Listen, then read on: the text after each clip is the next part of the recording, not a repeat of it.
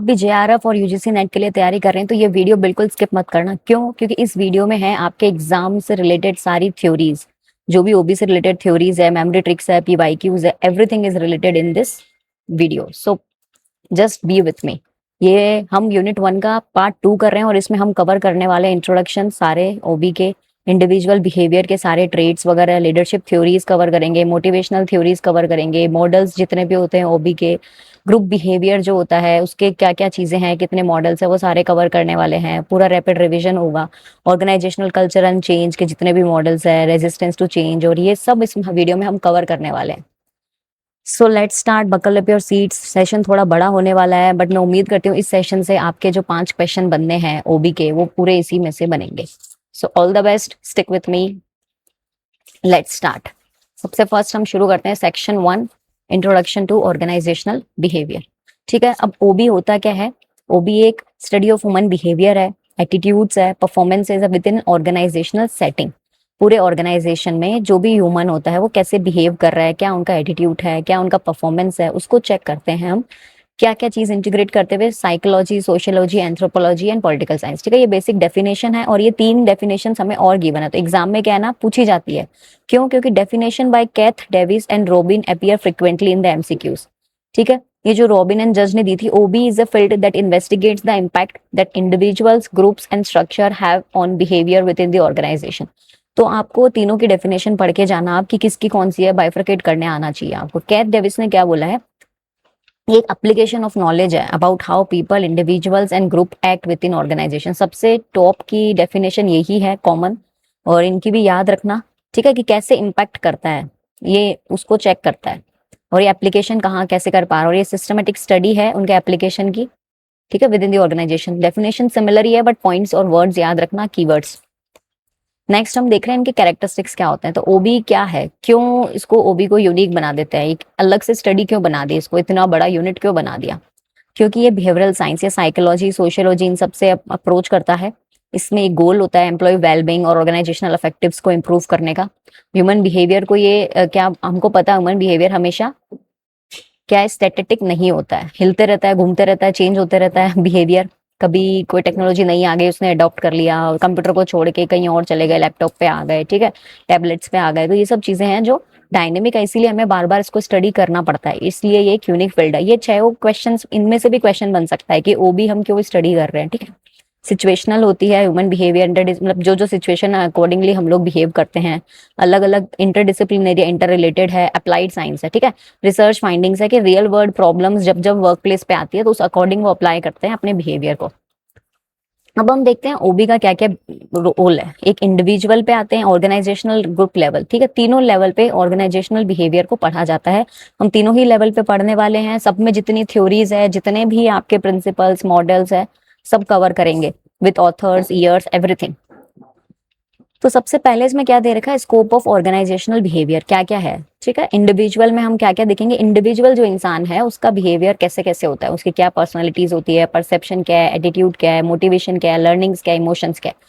ठीक है, ये सब चीजें इंडिविजुअल की देखी जाती है। ग्रुप्स के हम क्या देखते हैं, डायनामिक्स देखते हैं, टीम वर्क, लीडरशिप, उनका कम्युनिकेशन गैप आ रहा है या कम्युनिकेशन में कुछ एरर आ रहा है। ठीक है, कौन से मेथड ऑफ कम्युनिकेशन हमें हमारे ऑर्गेनाइजेशन में लगाने हैं। तो ये सब चीजें क्या है, ऑर्गेनाइजेशनल बिहेवियर में देखी जाती है। अगर कहीं भी कंफ्लिक्ट हो रहा है तो उसका रिजोल्यूशन कैसे होगा, तो हम एक एक चीज आगे पढ़ने वाले हैं। ठीक है, और ऑर्गेनाइजेशनल लेवल पे भी हम पूरे ओबी को स्टडी करते हैं कि पूरे स्ट्रक्चर कैसा चल रहा है, ऑर्गेनाइजेशन का कल्चर कैसा है, कुछ अगर चेंज हो रहा है पूरे ऑर्गेनाइजेशन में तो कैसे मैनेज किया जाता है, कहीं पावर एंड पॉलिटिक्स तो नहीं चल रही है। ठीक है, तो इसको अपन ऐसे भी याद कर सकते हैं, आईजीओ, लाइक लेगो लेवल्स। ठीक है, आईजीओ इंडिविजुअल, ग्रुप, ये इजी क्वेश्चन है, बट इनके अंदर क्या आता है वो एक एक चीज आपको आनी चाहिए। ठीक है, तो ओबी इतना मैटर क्यों करता है, क्योंकि ये हमें बिहेवियर को प्रेडिक्ट करने में हेल्प करता है। प्रेडिक्ट मतलब आगे क्या हो सकता है, कैसे रिएक्शंस हो सकते हैं एम्प्लॉइज के। अगर कंपनी में कुछ चेंज लेके आ रहे हैं ऑर्गेनाइजेशन में, तो बिहेवियर्स क्या होगा एम्प्लॉइज का, मोटिवेशन कैसे करना है, उनको मोटिवेट कैसे करना है, ऐसे बहुत सारे हम पढ़ेंगे, मैस्लोज, हर्ट्जबर्ग, व्रूम मोटिवेशन थ्योरी। ठीक है, कन्फ्लिक्ट कैसे रिजॉल्व करना है, बेटर लीडरशिप कैसे हो सकती है, ये हम हर्शियन ब्लैंचार्ड से पढ़ेंगे। लेविन्स मॉडल पढ़ेंगे, कर्ट लेविन का। ठीक है, और ऑब्जेक्टिव्स क्या है, बिहेवियर को पढ़ना, अंडरस्टैंड करना, प्रेडिक्ट करना। ठीक है, यही मेन इसके ऑब्जेक्टिव्स है। अब हम देखते हैं कि मेन चैलेंजेस क्या क्या आते हैं। ओबी में। क्यों हम पढ़ रहे हैं? क्योंकि इसमें बहुत सारे चैलेंजेस है। ठीक है, वर्कफोर्स अलग अलग है, कोई जेनजी है, मिलेनियल्स है, कोई बूमर्स है, कोई बहुत बड़ा ऑफिस में मल्टीकल्चरल टीम्स आ रही है, तो वर्कफोर्स डाइवर्सिटी होती है, तो उनको कैसे मैनेज किया जाता है, इसीलिए हम ओबी पढ़ते हैं। वर्क लाइफ बैलेंस कैसे करना है, एम्प्लॉइज बर्न आउट ना हो जाए, ऐसे नहीं इतना प्रेशर आ गया, मेंटल हेल्थ हो गया, उनके फ्लेक्सिबल वर्क पॉलिसीज बनानी है, कोई चेंज आ रहा है तो उसको मैनेज करना है हमें। ठीक है, ये नेट में क्वेश्चन आ रखा है, challenges of OB. Frequently asked question है, globalisation, diversity and ethics are the high probability topics, ये याद रखना। ग्लोबलाइजेशन हम समझते हैं कि क्रॉस कल्चरल मैनेजमेंट जो है अलग अलग ग्लोबल में कैसे होता है। ठीक है, एमएनसीज, हॉफस्ट्रीट कल्चर के डायमेंशंस पढ़ेंगे हम इसमें। ठीक है, इससे क्वेश्चन आता है। और डाइवर्सिटी क्या क्या किस वजह से हो रही है, कैसे हो रही है, इनके अंदर के क्वेश्चंस बनते हैं, अभी आगे हम सब कवर करेंगे। टेक्नोलॉजी एंड एआई की वजह से भी बहुत सारे चेंजेस आते हैं, एथिकल बिहेवियर क्या होना चाहिए, सीएसआर पॉलिसीज क्या होनी चाहिए, डिलेमास क्या होने चाहिए, एथिकल लेवल क्या होना, तो ये सब चीजें चैलेंजेस होती है, और इसकी वजह से क्या है हमारे पास नेक्स्ट अपॉर्चुनिटी आती है कि हम ओबी पढ़ें और उस पर काम करें। तब हम देखते हैं क्या क्या ऐसे मॉडल्स है ओबी के जो अलग अलग यूज किए जाते हैं। ठीक है, अब अलग अलग लोगों ने दिए हैं मॉडल, एक कैथ डेविस एंड जॉन न्यूस्टॉर्म ने दिए हैं। ठीक है, ये याद रखना, ये वाला जो मॉडल है वो किसने दिया है, कौन सा मॉडल की बात कर रहे हैं हम, ओबी के 5 मॉडल्स है, 5 मॉडल्स ऑफ ओबी। ठीक है, ऑटोक्रेटिक, कस्टोडियल, सपोर्टिव, कॉलेजियल और सिस्टम। इसको एक तरीके से हम लीडरशिप भी बोलते हैं कि कैसे हम ऑर्गेनाइजेशन को लीड कर रहे हैं। तो ऑटोक्रेटिक का मतलब होता है ऑथोरिटी के बेसिस पे। इसमें मैनेजर का जो रोल होता है फॉर्मल अथॉरिटी होती है, बहुत ओबीडियंस फॉलो करते हैं। ठीक है, जिसकी जो लेवल है, जो जितना हाई लेवल ऑफ अथॉरिटी में है उसको क्या है, उतना ही फॉर्मल अथॉरिटी के साथ में उसको रिस्पेक्ट दी जाती है, ओबीडियंस करना पड़ता है। और मिनिमम परफॉर्मेंस मतलब कि परफॉर्मेंस पे कम फोकस होता है इसमें। रिजल्ट ये आता है कि इसमें परफॉर्मेंस पे कम फोकस है, बस आप मेरी सुनते रहो, मेरी मानते रहो। ऑटोक्रेटिक में ये होता है, मैंने कह दिया वो आपको फॉलो करना है। कस्टोडियल में क्या होता है कि इसमें मनी के बेसिस पे मेन फोकस होता है, पैटर्नलिज्म होता है, मतलब कि इसमें कुछ कुछ आपको सिक्योरिटीज एंड बेनिफिट्स दे दिए जाते हैं, मतलब आपने अच्छा काम किया आपको मैं अप्रिशिएट करूंगी, आपको बोनस दिया जाएगा। तो इससे क्या है, कॉपरेशन बढ़ता है। पैसिव बढ़ता है, मतलब कि 5 में से एक जन ने अच्छा परफॉर्म किया उसको दे दिया तो बाकी 4 कभी कभी डिमोटिवेट भी हो जाते हैं। बट हाँ, कस्टोडियल भी यूज होता है अलग अलग ऑर्गेनाइजेशनल में। सपोर्टिव में क्या होता है, एक लीडर की तरह रोल प्ले करते हैं वो ऑर्गेनाइजेशन, उसके जो अथॉरिटी है ऊपर वाले जो है वो सब सपोर्ट करेंगे, गाइड करेंगे आपको परफॉर्मेंस में और पार्टिसिपेशन में, दोनों में ही आपका फिर इन्वॉल्वमेंट बढ़ता है कि आपको सपोर्ट मिल रहा है तो आप अपनी तरफ से नए आइडियाज भी लेके आते हैं। ठीक है, तो इससे क्या होता है, ऑकवर्डनेस जो है आपके आपके जो ड्राइव्स है, मतलब कि आप जागरूक हो जाते हैं। रिजल्ट ये बनता है कि आपके अंदर का दिमाग तेज चलने चलता है। क्यों? क्योंकि आपके सुन रहे हैं आपके लीडर्स। कॉलेजियल में क्या होता है, पार्टनर्स, ये सबसे बेस्ट होता है वैसे तो, कि आपको एज ए पार्टनर समझते हैं, जो भी डिसीजन ले रहे हैं आपके साथ में लेंगे, as a team work facilitate करते हैं आपको। आपको रेस्पॉन्सिबिलिटीज, मतलब आपको रेस्पॉन्सिबिलिटी फील होती है कि यार ऑर्गेनाइजेशन में ये प्रॉब्लम चल रही है, कैसे करूँ सॉल्व। क्यों? क्योंकि आप भी एक तरीके से उसके पार्टनर की तरह रोल प्ले करते हैं वहां पे। ठीक है आप एम्प्लॉय, बट आपको इतना अच्छा फील करवाया जाता है because of collegial structure of organisation. ठीक है, इससे क्या होता है, आपका एंथुजियाज्म बढ़ जाता है। अब एक इंपॉर्टेंट है सिस्टम। ठीक है, इसको क्या दिया गया है, ट्रस्ट एंड कम्युनिटी बिल्ड हो जाता है इससे।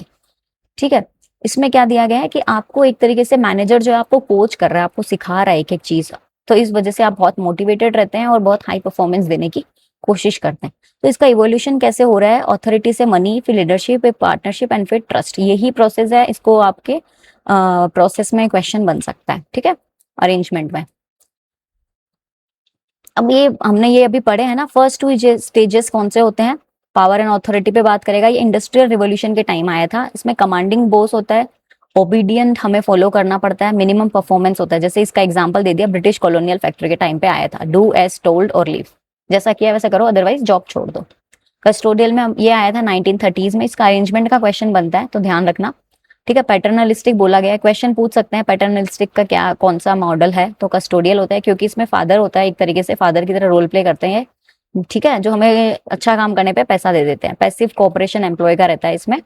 सिक्योरिटी एंड बेनिफिट्स फील होता है कि हाँ सिक्योर है हम, जरूरत पड़ने पे हमें पैसे मिल जाएंगे। ठीक है, ये सबसे पहले इंडियन पीएसयूज लाइक भेल, कोल इंडिया, इन सब ने शुरू किया था। जो थर्ड मॉडल है वो सपोर्टिव का हमने पढ़ा था, जिसमें मनी और पावर पे नहीं, ये लीडरशिप के थ्रू क्या करते हैं, लीड करने की कोशिश करते हैं, अच्छे सपोर्ट देते हैं, पार्टनरशिप पार्टिसिपेशन इस वजह से क्या होता है, बढ़ जाता है। ठीक है। इन्फोसिस मेंटरशिप प्रोग्राम है, यहाँ से मतलब सबसे टॉप का ये चल रहा है जो सपोर्टिव में यूज होता है, जिसमें मैनेजर्स कोच करते हैं, कंट्रोल नहीं करते हैं। एक इसमें क्वेश्चन आ रखा है पीवाईक्यू में, system model is the most advance OB model, true, it goes beyond even collegial model. ठीक है, कॉलेजियल में हमने क्या देखा था, पार्टनरशिप एंड टीम वर्क होती है, कोऑर्डिनेट करते हैं, हमें रेस्पॉन्सिबिलिटी वाली फीलिंग आती है। और ये जो गूगल्स प्रोजेक्ट है Aristotle, psychological safety plus team norms हमें यहाँ पे फील होती है, गूगल ने भी ये कभी कभी यूज किया है। लेकिन जो मॉडल सिस्टम वाला है ना, वो टाटा ग्रुप के वैल्यूज के बेस्ड है, कम्युनिटी और ट्रस्ट। मतलब टाटा में जो काम कर रहा है उसको इतना वहां पे अच्छा फील होता है कि वो सेल्फ मोटिवेटेड एंड कमिटेड रहता है वहां काम करने के लिए, उसकी परफॉर्मेंस एकदम हाईएस्ट रहती है, प्रॉपर लॉयल्टी रहता है। तो हमें भी क्या करना चाहिए, टाटा ग्रुप की जो वैल्यूज है वो अपनानी चाहिए वाइल रनिंग अ बिजनेस। तो हमें क्या करना है, ये पांचों ही चीजें बहुत अच्छे से याद रखनी है कि कौन से मॉडल में क्या क्या होता है। हो सकता है एग्जाम्पल्स को मैच करना आ जाए। ठीक, अब हम एक एक मॉडल्स को पढ़ेंगे इंडिविजुअल के, जो भी पर्सनैलिटी बिग 5 मॉडल्स, ये जितने भी हमने पढ़े हैं ये सारे हम आज बहुत अच्छे से रिवाइज करने वाले हैं। पर्सनैलिटी क्या होती है, जो इंडिविजुअल किस तरीके से रिएक्ट करता है, किस तरीके से इंटरेक्ट करता है दूसरों के साथ। एक ऑर्गेनाइजेशन है तो उसमें हम क्या देखते हैं कि इस ऑर्गेनाइजेशन में यूनिक एडजस्टमेंट्स होते हैं एनवायरनमेंट में। ठीक है, बट हमें ये देखना है कि personality is the sum total of ways in which individual reacts और टू इंटरेक्ट्स विद अदर्स। ठीक है, आपके और वर्क प्लेस को शेप करती है पर्सनैलिटी। जैसे कि एक तो होती है हेरिडिटी और बायोलॉजिकल, मतलब कुछ कुछ पर्सनैलिटी ट्रेट्स मेरे अंदर वो होंगी जो बायोलॉजिकल हमारे अंदर आती है। ठीक है, जीन्स और हार्मोन्स की वजह से, ब्रेन स्ट्रक्चर की वजह से कुछ कुछ मेरा बिहेवियर ट्रेट से आता है। इन्वायरमेंट मतलब जिस कल्चर में आप रह रहे हो, जिस सोसाइटी में आप बोर्न हुए हो, जिस फैमिली के साथ आप रह रहे हो, जो आपका कल्चर है, जो आपकी कास्ट रिलीजन है, हो सकता है वहां के भी कुछ नॉर्म्स आए आपके पास, कुछ लर्निंग्स आप वहां से सीख के आ रहे हो। ठीक है, तो ये सब क्या है, आपकी ज्वाइंट फैमिलीज जो होती है वो एक कलेक्टिविस्ट पर्सनैलिटी सेट कर देती है, उसको हम बोलते हैं इन्वायरमेंट में। अब एक सिचुएशन और कॉन्टेक्स्ट, मतलब आपकी लाइफ ने इतने सारी सिचुएशंस में आपने फेस किया है, तो आपने क्या देखा कि how do you behave at the different places. So same person behaves differently in interview विसेस पार्टी। पार्टी में आप एंजॉय कर रहे हैं, इंटरव्यू में आप बहुत सिंसियरली फॉर्मली बैठे हैं, तो सिचुएशन टू सिचुएशन भी वेरी करता है हाउ डू यू इंटरेक्ट। अब कल्चर हमें क्या बोल रहा है, वेस्टर्न कल्चर क्या बोलते हैं, इंडिविजुअल इस पे फेवर करते हैं, और हमारे कलेक्टिविज्म पे बात करते हैं। हमारे ये बोलते हैं कि एक साथ रहो, सब मिलके रहो, ज्वाइंट फैमिली में रहो, एक दूसरे की रेस्पेक्ट करो, जो बड़े हैं उनको हायरार्की में उनकी रेस्पेक्ट करो। वेस्टर्न कल्चर में सब इंडिविजुअल पे फोकस करते हैं। ठीक है, तो हमें क्या है, अलग अलग पर्सनैलिटीज को एक साथ एक ऑर्गेनाइजेशन में चलाना है। ठीक है, तो वो कैसे होता है, उसके लिए हम मॉडल्स पढ़ेंगे, सारी थ्योरीज पढ़ेंगे। अपब्रिंगिंग आपकी कैसी है, पेरेंटिंग स्टाइल कैसी थी आपकी, ऑथोरेटिव थी या फिर बहुत अच्छे से फ्रीली माइंडेड आपको पाला गया है, तो वो चीजें आपके नेचर पे इम्पैक्ट करती है। सोशल क्लास एंड एक्सपीरियंस आपका कैसा रहा है। ठीक है, आपके वैल्यूज और एम्बिशंस उसके बेसिस पे डिटरमाइन होते हैं। अब हम सबसे पहले पढ़ेंगे ocean model, big 5 personality model. ठीक है, इसमें क्वेश्चन आ रखा है, नेट पीवाईक्यू का आ रखा है, इसे कंसाइटनेस जो है is the best predictor of job performance. Conscientiousness कौन सा है, ओसी, जो हम पढ़ते हैं ना ये वाला कंसाइटनेस, तो इसको क्या दिया गया, best predictor of job performance. तो ये की फैक्ट्स है फॉर एमसीक्यूज, आने वाले एमसीक्यूज में ये वापस आ सकता है। अब जो ओशियन है वो प्रपोज किसने किया है, 1992 में कोस्टा एंड मैक्री ने प्रपोज किया है। ठीक है, इसको मेमोरी ट्रिक है OCEN, ओशियन। ओशियन मॉडल बोला गया, big 5 personality model, Costa and मैक्री 1992 में दिया गया, सबसे इंपॉर्टेंट मॉडल है। इसमें से एक क्वेश्चन घुमा फिरा के बन जाता है। ठीक है, ओ का मतलब होता है ओपननेस। ओपननेस मतलब कि इसमें मैच द कॉलम का क्वेश्चन भी आ सकता है कि किसी के अंदर ऐसी पर्सनैलिटी है कि ही और शी इज वेरी ओपन, जैसे कि इतना ओपन है कि उसको क्रिएटिविटी, क्यूरियोसिटी, अलग अलग चीजों में इंटरेस्ट आना, इमेजिन करना, न्यू न्यू आइडियाज। तो वो क्या होता है, हाई ऑन क्रिएटिव होता है और लो ऑन ट्रेडिशनल एंड कन्वेंशनल। मतलब जैसे किसी ने बोल दिया ना कि ये काम तो ऐसे ही होता है, तो हम ये सोचते नहीं इस काम को और बेहतर कैसे कर सकते हैं, कैसे कम टाइम में कर सकते हैं। तो ये रिसर्च, डिजाइन और स्टार्टअप्स के लिए सबसे बेस्ट पर्सनैलिटी वाले पर्सन होते हैं, जिनका माइंडसेट ओपननेस में जाता है। ठीक है, क्वेश्चन आ सकता है कौन सा किसके साथ बेस्ट फिट होता है। अब कंसाइटनेस मतलब क्या होता है, जो ऑर्गेनाइज्ड है, डिपेंडेबल है, डिसिप्लिन्ड है, गोल ओरिएंटेड है, वो हमेशा रिलायबल पर्सन होता है, मतलब जिसपे मैं बहुत अच्छे से भरोसा कर सकती हूँ। अकाउंटिंग, सर्जरी, लो, अब कोई डॉक्टर है, हम सर्जरी करवा रहे हैं तो उन पे हम इतना भरोसा करते हैं कि पूरा बॉडी अपना सौंप देते हैं, है ना, कि वो हमारा ऑपरेशन कर रहे हैं। लॉ हो गया, लीगल चीजें हो गई, तो conscientiousness is a very good personality trait जो यूजुअली इन सब चीजों में बहुत ज्यादा फिट होती है। ठीक है, इसका अगर लो होगा, कोई क्वेश्चन बोलता है he is very high in conscientiousness, means कि he is reliable, high performance, ठीक है, हाई परफॉर्मर। अगर वो बोलेगा लो इन कंसाइटनेस है तो हम क्या बोलेंगे, he is careless and impulsive, मतलब दिमाग में आया वही डिसीजन ले लिया, बहुत केयरलेस है, कहीं भी कुछ भी रख के छोड़ दिया।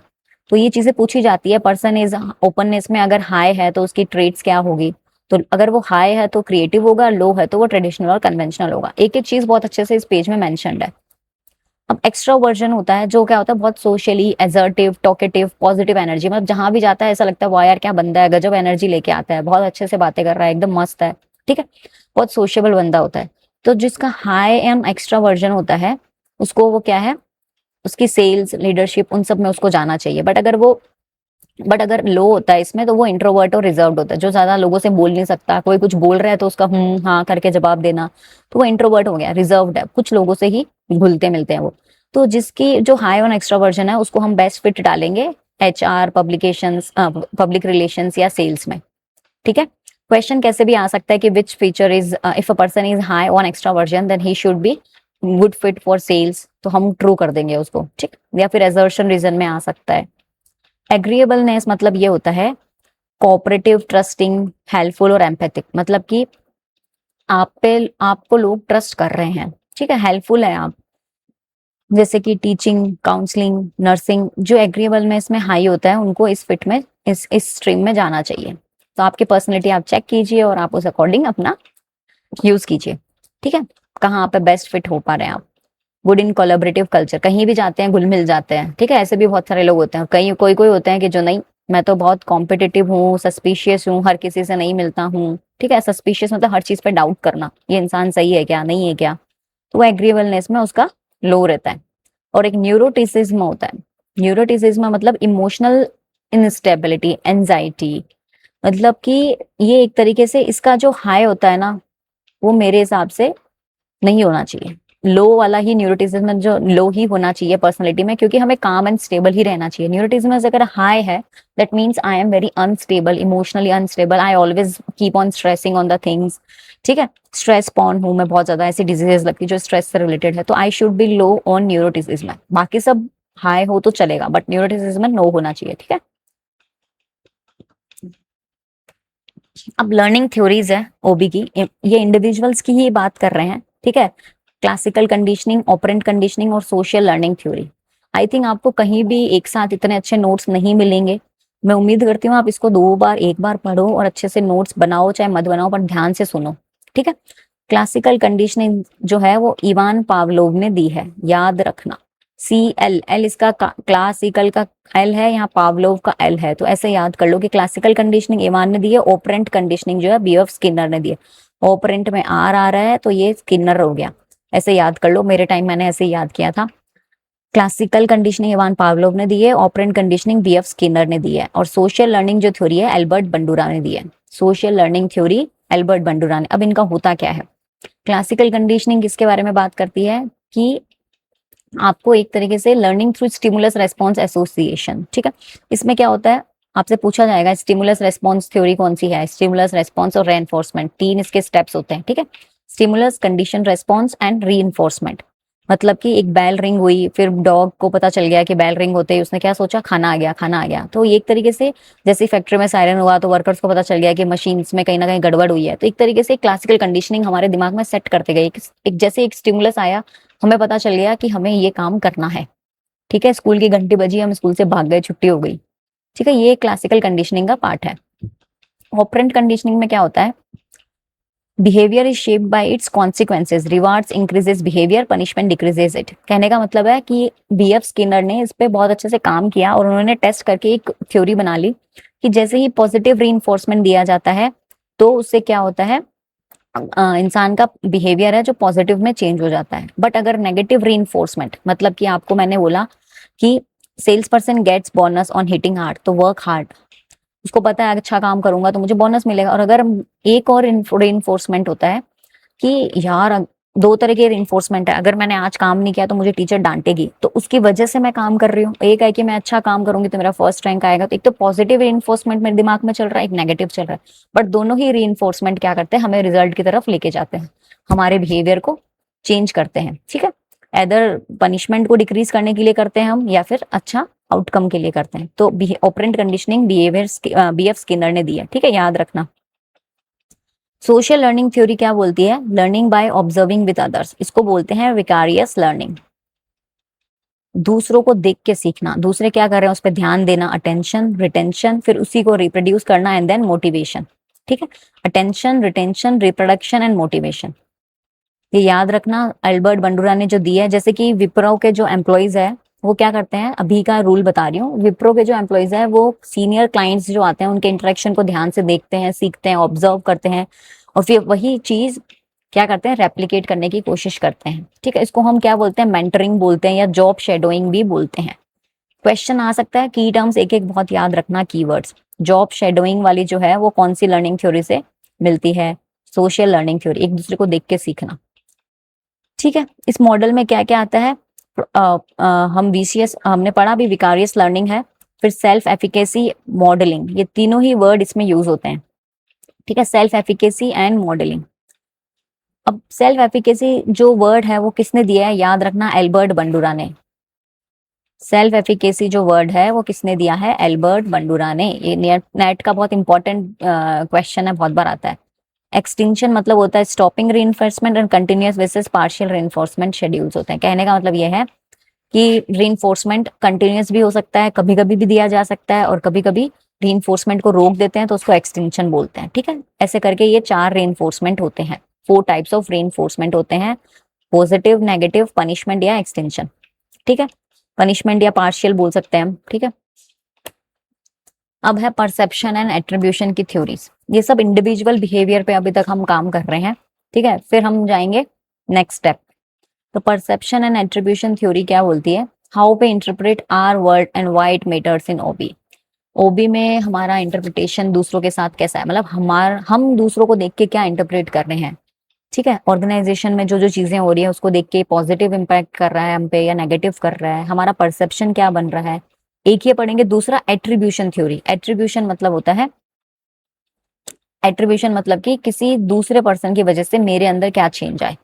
Behaviour caused by persons own traits और एबिलिटी को बोलते हैं इंटरनल एट्रीब्यूशन। ये किसने दिया है? हारोल्ड कैली ने। एट्रीब्यूशन थ्योरी किसने दिया? ये इंपॉर्टेंट है। ठीक है, क्योंकि परसेप्शन पे बहुत क्वेश्चन बनते हैं, बट इस पे क्वेश्चन कम बना है, बट आने वाले चांस में बन सकता है। Internal attribution means caused by persons own traits and ability, मतलब मेरे अंदर ही ऐसी भावना है कि मैं लोगों के बीच में डिस्टिंक्टिवनेस करती हूँ, मेरे अंदर ही कमी है कि मैं कंसिस्टेंसी नहीं कर पा रही हूँ। ठीक है, मैं फेल हुई हूँ बिकॉज मैं लेजी हूँ। समझ रहे हैं?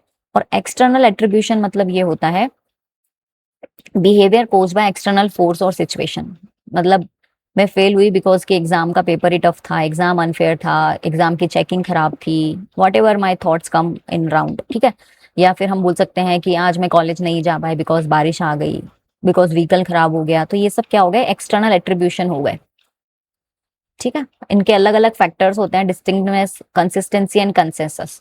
मतलब कि हमारा कंसेंसस क्या है, बाहर की वजह, बाहर का कंसेंसस हाई होता है, कंसिस्टेंसी लो होती है, डिस्टिंक्टिवनेस हाई होता है, तब एट्रीब्यूशन एक्सटर्नल होता है।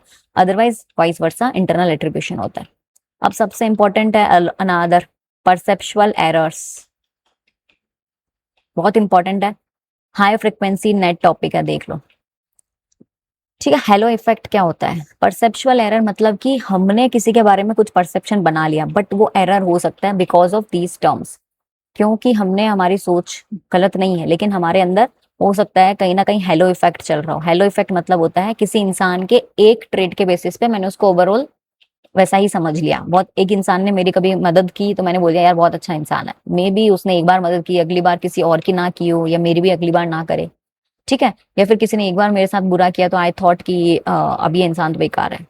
ठीक है ना, सिचुएशन टू सिचुएशन चीजें चेंज होती है, पर्सनैलिटी की ट्रेड्स बहुत सारी होती है, हम किसी एक ट्रेड के बेसिस पे किसी पूरे इंसान को जज कर लेते हैं, तो दैट इज रॉन्ग।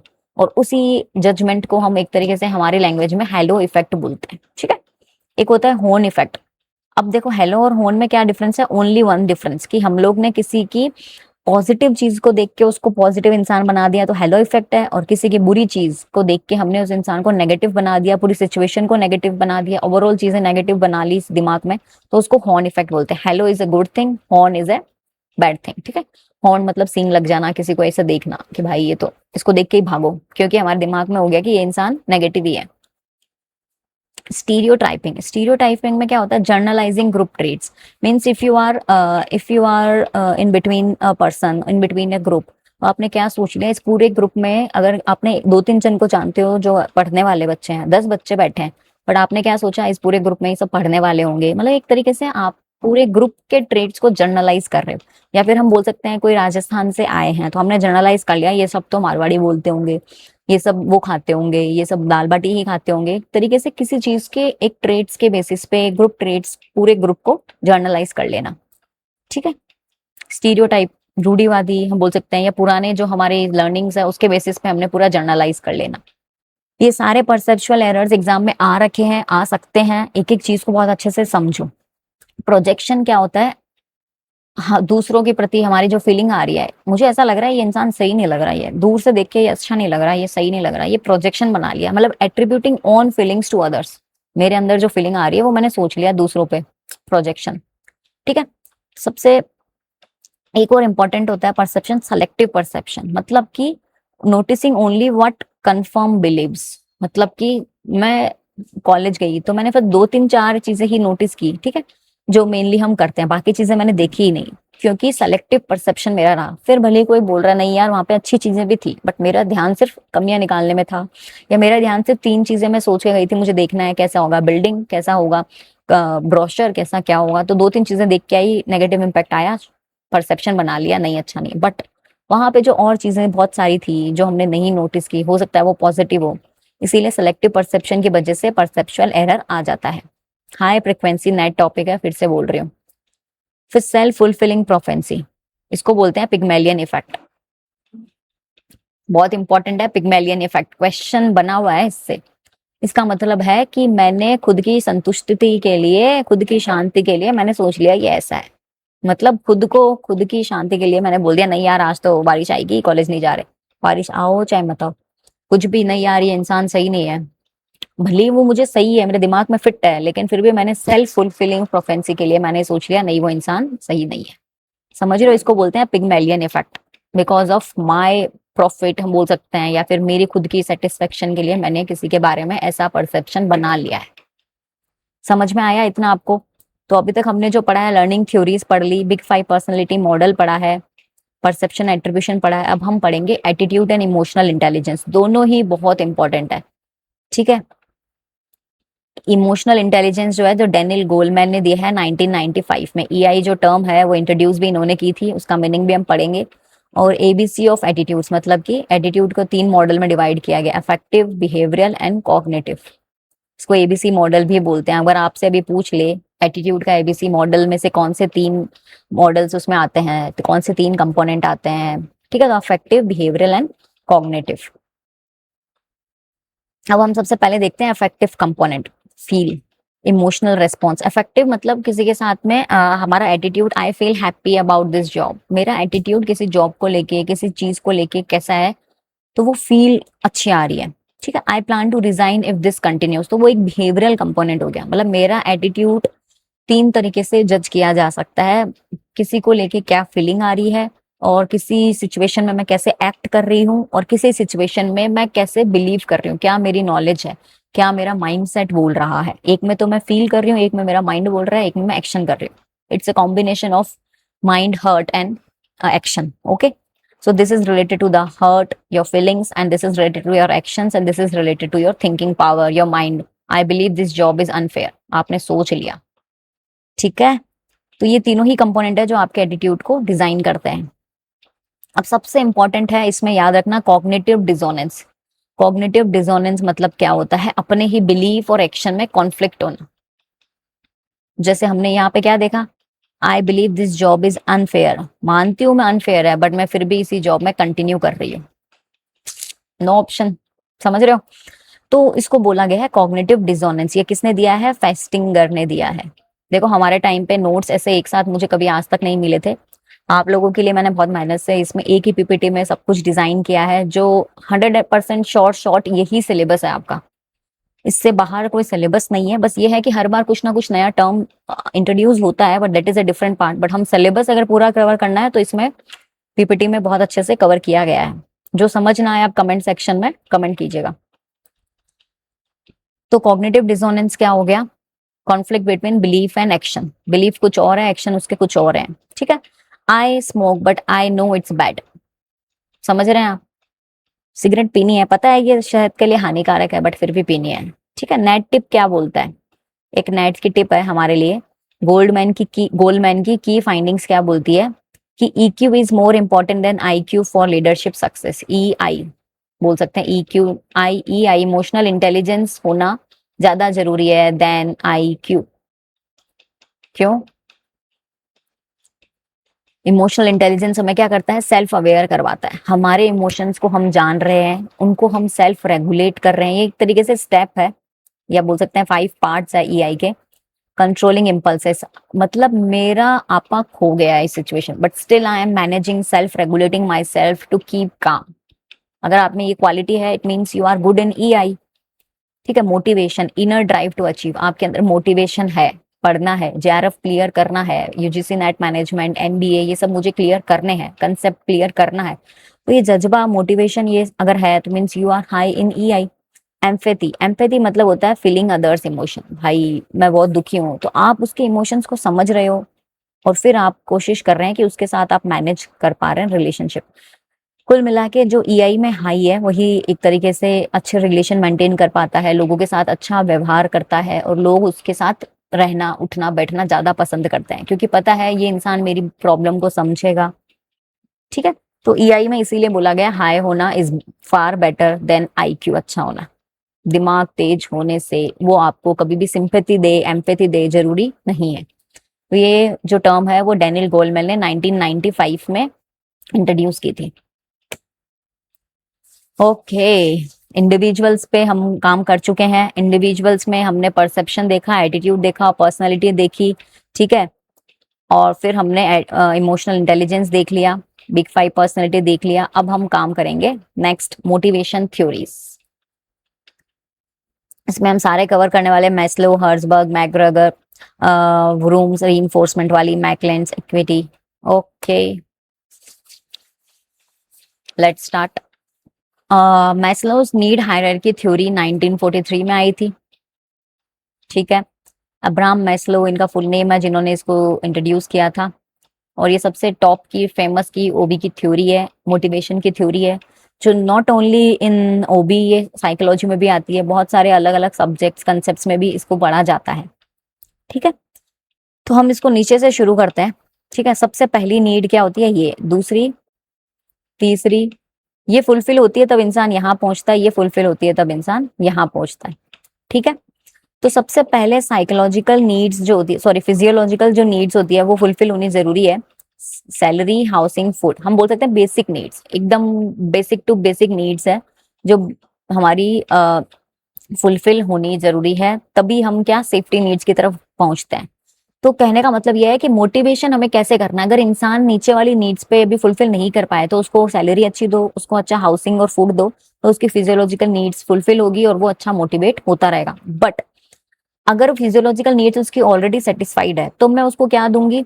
अपनी जॉब में, उसको अपनी कंपनी में रखने के लिए मैं कोशिश करूंगी उसको जॉब सिक्योरिटी प्रोवाइड करूं, इंश्योरेंस दूं, सेफ वर्क प्लेस दूं। समझ रहे हैं आप? जिस इंसान की ये नीड फुलफिल है उसको ये चाहिए अब। अदरवाइज मैं उसको यही यही देती रहूंगी ना, तो वो क्या करेगा? जॉब से मोटिवेटेड नहीं होगा। तो उसको मोटिवेशन रखने के लिए मुझे इंडिविजुअल्स की, पहले मुझे नीड्स की लेवल पता करना है कि वो कौन से लेवल पे है। ठीक है, अगर उसकी सेफ्टी नीड्स भी फुलफिल्ड है तो अब मुझे उसको सोशल और बिलोंगिंगनेस का मोटिवेशन देना है कि team culture, friendships, HR events, ये सब मुझे ऑर्गेनाइज करवाते रहना है अपने ऑर्गेनाइजेशन में, ताकि जो पीपल है जिनकी नीड्स को ऐसा चाहिए, जिनको ऐसा चाहिए यार दोस्त मिले, बातें करे, थोड़ा इनफॉर्मल नेचर भी हो, मीटअप्स हो, HR के इवेंट्स होते रहे, फ्रेंडशिप्स बढ़े, तो हमें सोशल और बिलोंगिंगनेस के इवेंट्स भी करवाते रहने चाहिए हमारी ऑर्गेनाइजेशन में, to motivate the employees. But जब मैं ये भी दे रही हूँ, अब इसके बाद मुझे समझ में आ रहा है कुछ लोग हैं जिनके और मोटिवेशन देना है मुझे, तो उसको एस्टीम नीड्स दो। एस्टीम नीड्स मतलब रिकॉग्नाइजेशन, मतलब कि उनको एक तरीके से सबके सामने उनकी तारीफ करना, उनको एप्रिसिएशन देना, उनका प्रमोशन करवाना, जिस लेवल पे वो काम कर रहे हैं उससे और लेवल उनका ऊपर करना, अपग्रेड करना। ठीक है, तो वो एस्टीम नीड्स होती है। जैसे आज किसी के पास पैसे नहीं है तो उसको ये नहीं चाहिए कि मैं ऑर्गेनाइजेशन में जाऊं और सब मेरे काम पे तालियां बजाए, नहीं, मुझे तो सैलरी दे दो, तो वो फिजियोलॉजिकल नीड्स हो गए। फिर मैं ये चाहती हूँ कि भाई सैलरी तो दे रहे हो बट कम से कम 1 साल की सिक्योरिटी तो दो कि हाँ मेरे को जॉब से निकालोगे नहीं। फिर मुझे ये सिक्योरिटी मिली। फिर मैं इस पे आ गई कि मैं वहाँ 1 साल रह रही हूँ तो मुझे 2-4 दोस्त भी बने, थोड़ा घूमू फिरू भी, फिर ये नीड हुई। अब मैं 1 साल में काम कर रही हूँ तो मैं सोचती हूँ मुझे प्रमोशन भी मिले, अवार्ड्स भी मिले, समझ रहे, नीड्स आगे से आगे बढ़ती जाती है। बट फिर ये क्या है, सेल्फ एक्चुअलाइजेशन नीड। ये क्रिएटिव वर्क, इनोवेशन और ऑटोनॉमी पे काम करती है। मतलब कि इस नीड में मुझे ये सब भी मोटिवेट नहीं कर सकते। आप मेरी तारीफ करो ना करो बट मेरा दिमाग फिट हो गया है कि अब मुझे कुछ ऐसा काम करना है जो मुझे इनोवेशन की तरफ लेके जाए, जहां पे मैं इंडिविजुअल ऑटोनॉमी से काम करना चाहता हूँ या चाहती हूँ, समझ रहे हैं। तो वो सेल्फ एक्चुअलाइजेशन नीड पे पहुंचते हुए टाइम लगता है, क्योंकि प्रमोशन, अवार्ड्स और रिकॉग्निशन पे ही आके रुक जाते हैं बहुत सारे लोग। अब इसके जो की क्वेश्चंस आते हैं एग्जाम में वो ध्यान रखना। What is the need at the top of Maslow's pyramid? सबसे ऊपर होती है पिरामिड में सेल्फ एक्चुअलाइजेशन। ये याद रखना, ऐसे पिरामिड की तरह ही है एक तरीके से, ठीक है। और D needs versus B needs very common. अब ये क्या बोल रहा है, D needs versus B needs, common question exam में आता है। तो डी नीड्स कौन सी होती है, जो हमने अभी पढ़ी थी 1 to 4 वाली, ये वाली, ये these must be satisfied. But जो बी नीड होती है वो सेल्फ एक्चुअलाइजेशन होती है, इसको कोई सेटिस्फाई नहीं कर सकता। ये अपने आप की इनर क्वालिटी ही आपको एक तरीके से इस लेवल तक पहुंचाती है, ठीक है। अब एक क्वेश्चन है, प्रॉपर प्रीपोटेंसी क्या होती है इनकी? तो ये हमेशा लोअर नीड्स सेटिस्फाई मस्ट है। तो प्रीपोटेंसी इसका यही है, मतलब एक तरीके से हम इसका एक तरीके से हम बोल सकते हैं कंपल्शन क्या है इस पिरामिड का, कि पहले नीचे की सेटिस्फाइड करो फिर धीरे धीरे धीरे धीरे ऊपर जाओ, ठीक है। One satisfied no longer motivates. हमने देखा अभी, एक बार अगर सेटिस्फाई हो गए तो उसको उसको मोटिवेशन के लिए अब ये वाली चीज मोटिवेट नहीं करेगी। बट इसका भी एक क्रिटिसिज्म है कि कोई एम्पेरिकल सपोर्ट नहीं है इस हायरार्की ऑर्डर का, समझ रहे हैं। कोई ऐसा किसी ने टेस्ट लगा के रिसर्च करके 5-10 हजार एम्प्लॉयज पे ये टेस्ट करके कोई एम्पेरिकल इतना स्ट्रॉन्ग सपोर्ट नहीं दिया है कि ऐसे ही हायरार्की में चलेगी। क्योंकि कभी कभी क्या होता है, अब जैसे फॉर एग्जांपल आईएएस ऑफिसर है, उनकी सैलरी मिल रही है, जॉब सिक्योरिटी मिल रही है, उनको रेस्पेक्ट मिल रही है और उनको सेल्फ एक्चुअलाइजेशन भी मिल रहा है, बट उनको फोर्थ वाला टीम कल्चर, फ्रेंडशिप और इसके बारे में कोई बात नहीं हो रही है। तो कहने का मतलब है जरूरी नहीं है कि प्रॉपर इसी हायरार्की में हो, बट हाँ इन जनरल यही होता है, ठीक है। नेक्स्ट पढ़ते हैं हम, बहुत इंपॉर्टेंट थ्योरी है मोटिवेशन की, हर्जबर्ग्स 2 फैक्टर थ्योरी, ठीक है। इससे हमेशा पीवाईक्यू में क्वेश्चन आया हुआ है। सैलरी जो होती है वो हाइजीन फैक्टर होता है, ये याद रखना। अब हम पढ़ लेते हैं पहले हाइजीन फैक्टर्स और मोटिवेटर फैक्टर्स कौन से होते हैं।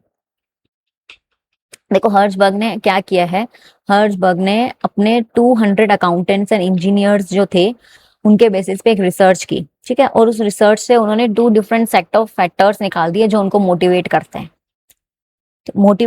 ठीक है। तो उनसे ये पूछा गया what makes you happy and unhappy at work, ठीक है। तो ये कहने का मतलब है कुछ चीजें अगर हमारे वर्क एनवायरनमेंट में नहीं होती है तो मैं क्या होती हूँ, डिससेटिस्फाई हो जाती हूँ। Absence equals to dissatisfaction. इतना अच्छे से इसमें नोट्स बनाए हुए हैं पीपीटी में कि खुद भी पढ़ो ना तो बहुत अच्छे से समझ आ जाए, ठीक है। बट इसमें याद रखना प्रेजेंस, अगर ये वाली चीजें प्रेजेंट भी है ऑर्गेनाइजेशन में तो वो मुझे मोटिवेट नहीं करेगी, बस वो मुझे डिससेटिस्फाई नहीं करेगी। हाइजीन फैक्टर्स ऐसे हैं कि मैं कोई भी ऑर्गेनाइजेशन गई, वहां पे वॉशरूम में गए तो ऑब्वियसली रीजन है कि वहां पे वॉशरूम क्लीन मिलेगा। बट अगर वहां पे वॉशरूम क्लीन नहीं है तो वो मेरे को डिससेटिस्फाई करेगा। बट वॉशरूम क्लीन मिल रहा है तो मुझे वहां काम करने का कोई मोटिवेशन नहीं हो रहा है, I am just satisfied over there, okay. Examples पढ़ो, जैसे कंपनी की पॉलिसीज हो गई, सुपरविजन कैसे मुझे सुपरवाइज कर रहा है, मेरी सैलरी, इंटरपर्सनल रिलेशनशिप मेरा दोस्तों के साथ और एम्प्लॉय और बाकी सबके साथ, वर्किंग कंडीशंस, मेरी जॉब सिक्योरिटी, ये सब क्या है, बहुत ही बेसिक है ऑफ एवरी जॉब। तो ये सब मुझे नॉर्मल मिल रहा है तो मैं, अगर नहीं मिल रहा है तो मैं डिससेटिस्फाइड हूँ। तो these are the hygiene factors which needs to be there to make a person, to avoid a person from being unhappy. ये चीजें नहीं होगी तो वो अनहैप्पी रहेगा, डिससेटिस्फाइड रहेगा। बट हम बात करते हैं इधर सेटिस्फेक्शन और मोटिवेशन की, ये चीजें हमें क्या करनी है, एक्स्ट्रा एड ऑन करनी है दिस के साथ, इसके साथ ये, टू मोटिवेट अ पर्सन, ये तो होनी मैंडेटरी है, प्लस ये भी होनी चाहिए, तब जाके वो क्या है, मोटिवेट होता है पर्सन। जैसे कि उसको अचीवमेंट्स उसको बताओ, रिकॉग्निशन करो, इंटरेस्टिंग जॉब दो जो उसको चाहिए, उसको रेस्पॉन्सिबिलिटीज दो, उसको एडवांसमेंट दो, उसको पर्सनल ग्रोथ दो, एक्स्ट्रा करिकुलर एक्टिविटीज कराओ, लर्निंग्स करवाओ, ठीक है। तो इनके ऑप्शन से क्या है, satisfaction, no satisfaction, not dissatisfaction. समझ रहे हैं आप? अगर ये वाले नहीं होते ना तो कंपनी में थोड़ा सा डिससेटिस्फेक्शन नहीं बोलेंगे, हम ये बोलेंगे इस कंपनी में यार मोटिवेशन नहीं आ रहा है, मजा नहीं आ रहा है, मजा नहीं आ रहा है। समझ रहे हैं? काम तो कर रहे हो पर मजा नहीं आ रहा है। तो ये जो मजा, जो मोटिवेशन चाहिए ना काम करने का, वो ये सब चीजें देती है। उनको हम मोटिवेटर फैक्टर्स बोलते हैं, उनको हम सेटिस्फायर्स बोलते हैं। इनमें डिफरेंशिएशन समझ लेना, एक एक चीज याद रखना जो एग्जाम में आ रखा है। Salary is a hygiene factor है, सैलरी को कभी भी मोटिवेशन में मत डालना। रिकॉग्निशन जो है वो मोटिवेटर है, it is this is heavily tested, क्योंकि ये बहुत जगह रिसर्च में टेस्ट किया गया है। जहां मुझे पता है ये काम करके मुझे अप्रिसिएशन मिलेगा तो मैं मोटिवेट होके काम करती हूँ, बट मुझे पता है ये काम करके मुझे सैलरी मिलेगी, तो वो एक तरीके से मेरे लिए मोटिवेशन फैक्टर नहीं है। सैलरी तो in case, in any case मिलनी ही मिलनी है। ओके, अब जैसे एग्जांपल्स देख लीजिए। जैसे ESIC, PF, canteen factory, satisfy but don't motivate. जैसे कि हमें एक एम्प्लॉय का एक इंश्योरेंस प्रोग्राम मिल रहा है, PF मिल रही है, तो ये सब चीजें क्या है, हमें सिर्फ अनसेटिस्फैक्शन से बचाती है। बट अब टाटा मोटर्स क्या कर रही है, ऑटोनॉमी दे रही है अपने इंजीनियर्स को, जो भी मोटर्स वगैरह है उनको डिजाइन करते हैं, उनको ऑटोनॉमी दे दी है, आप अपने हिसाब से डिजाइन करो। तो उनको एक इंट्रिंसिक मोटिवेशन आ रहा है काम करने का। ठीक है,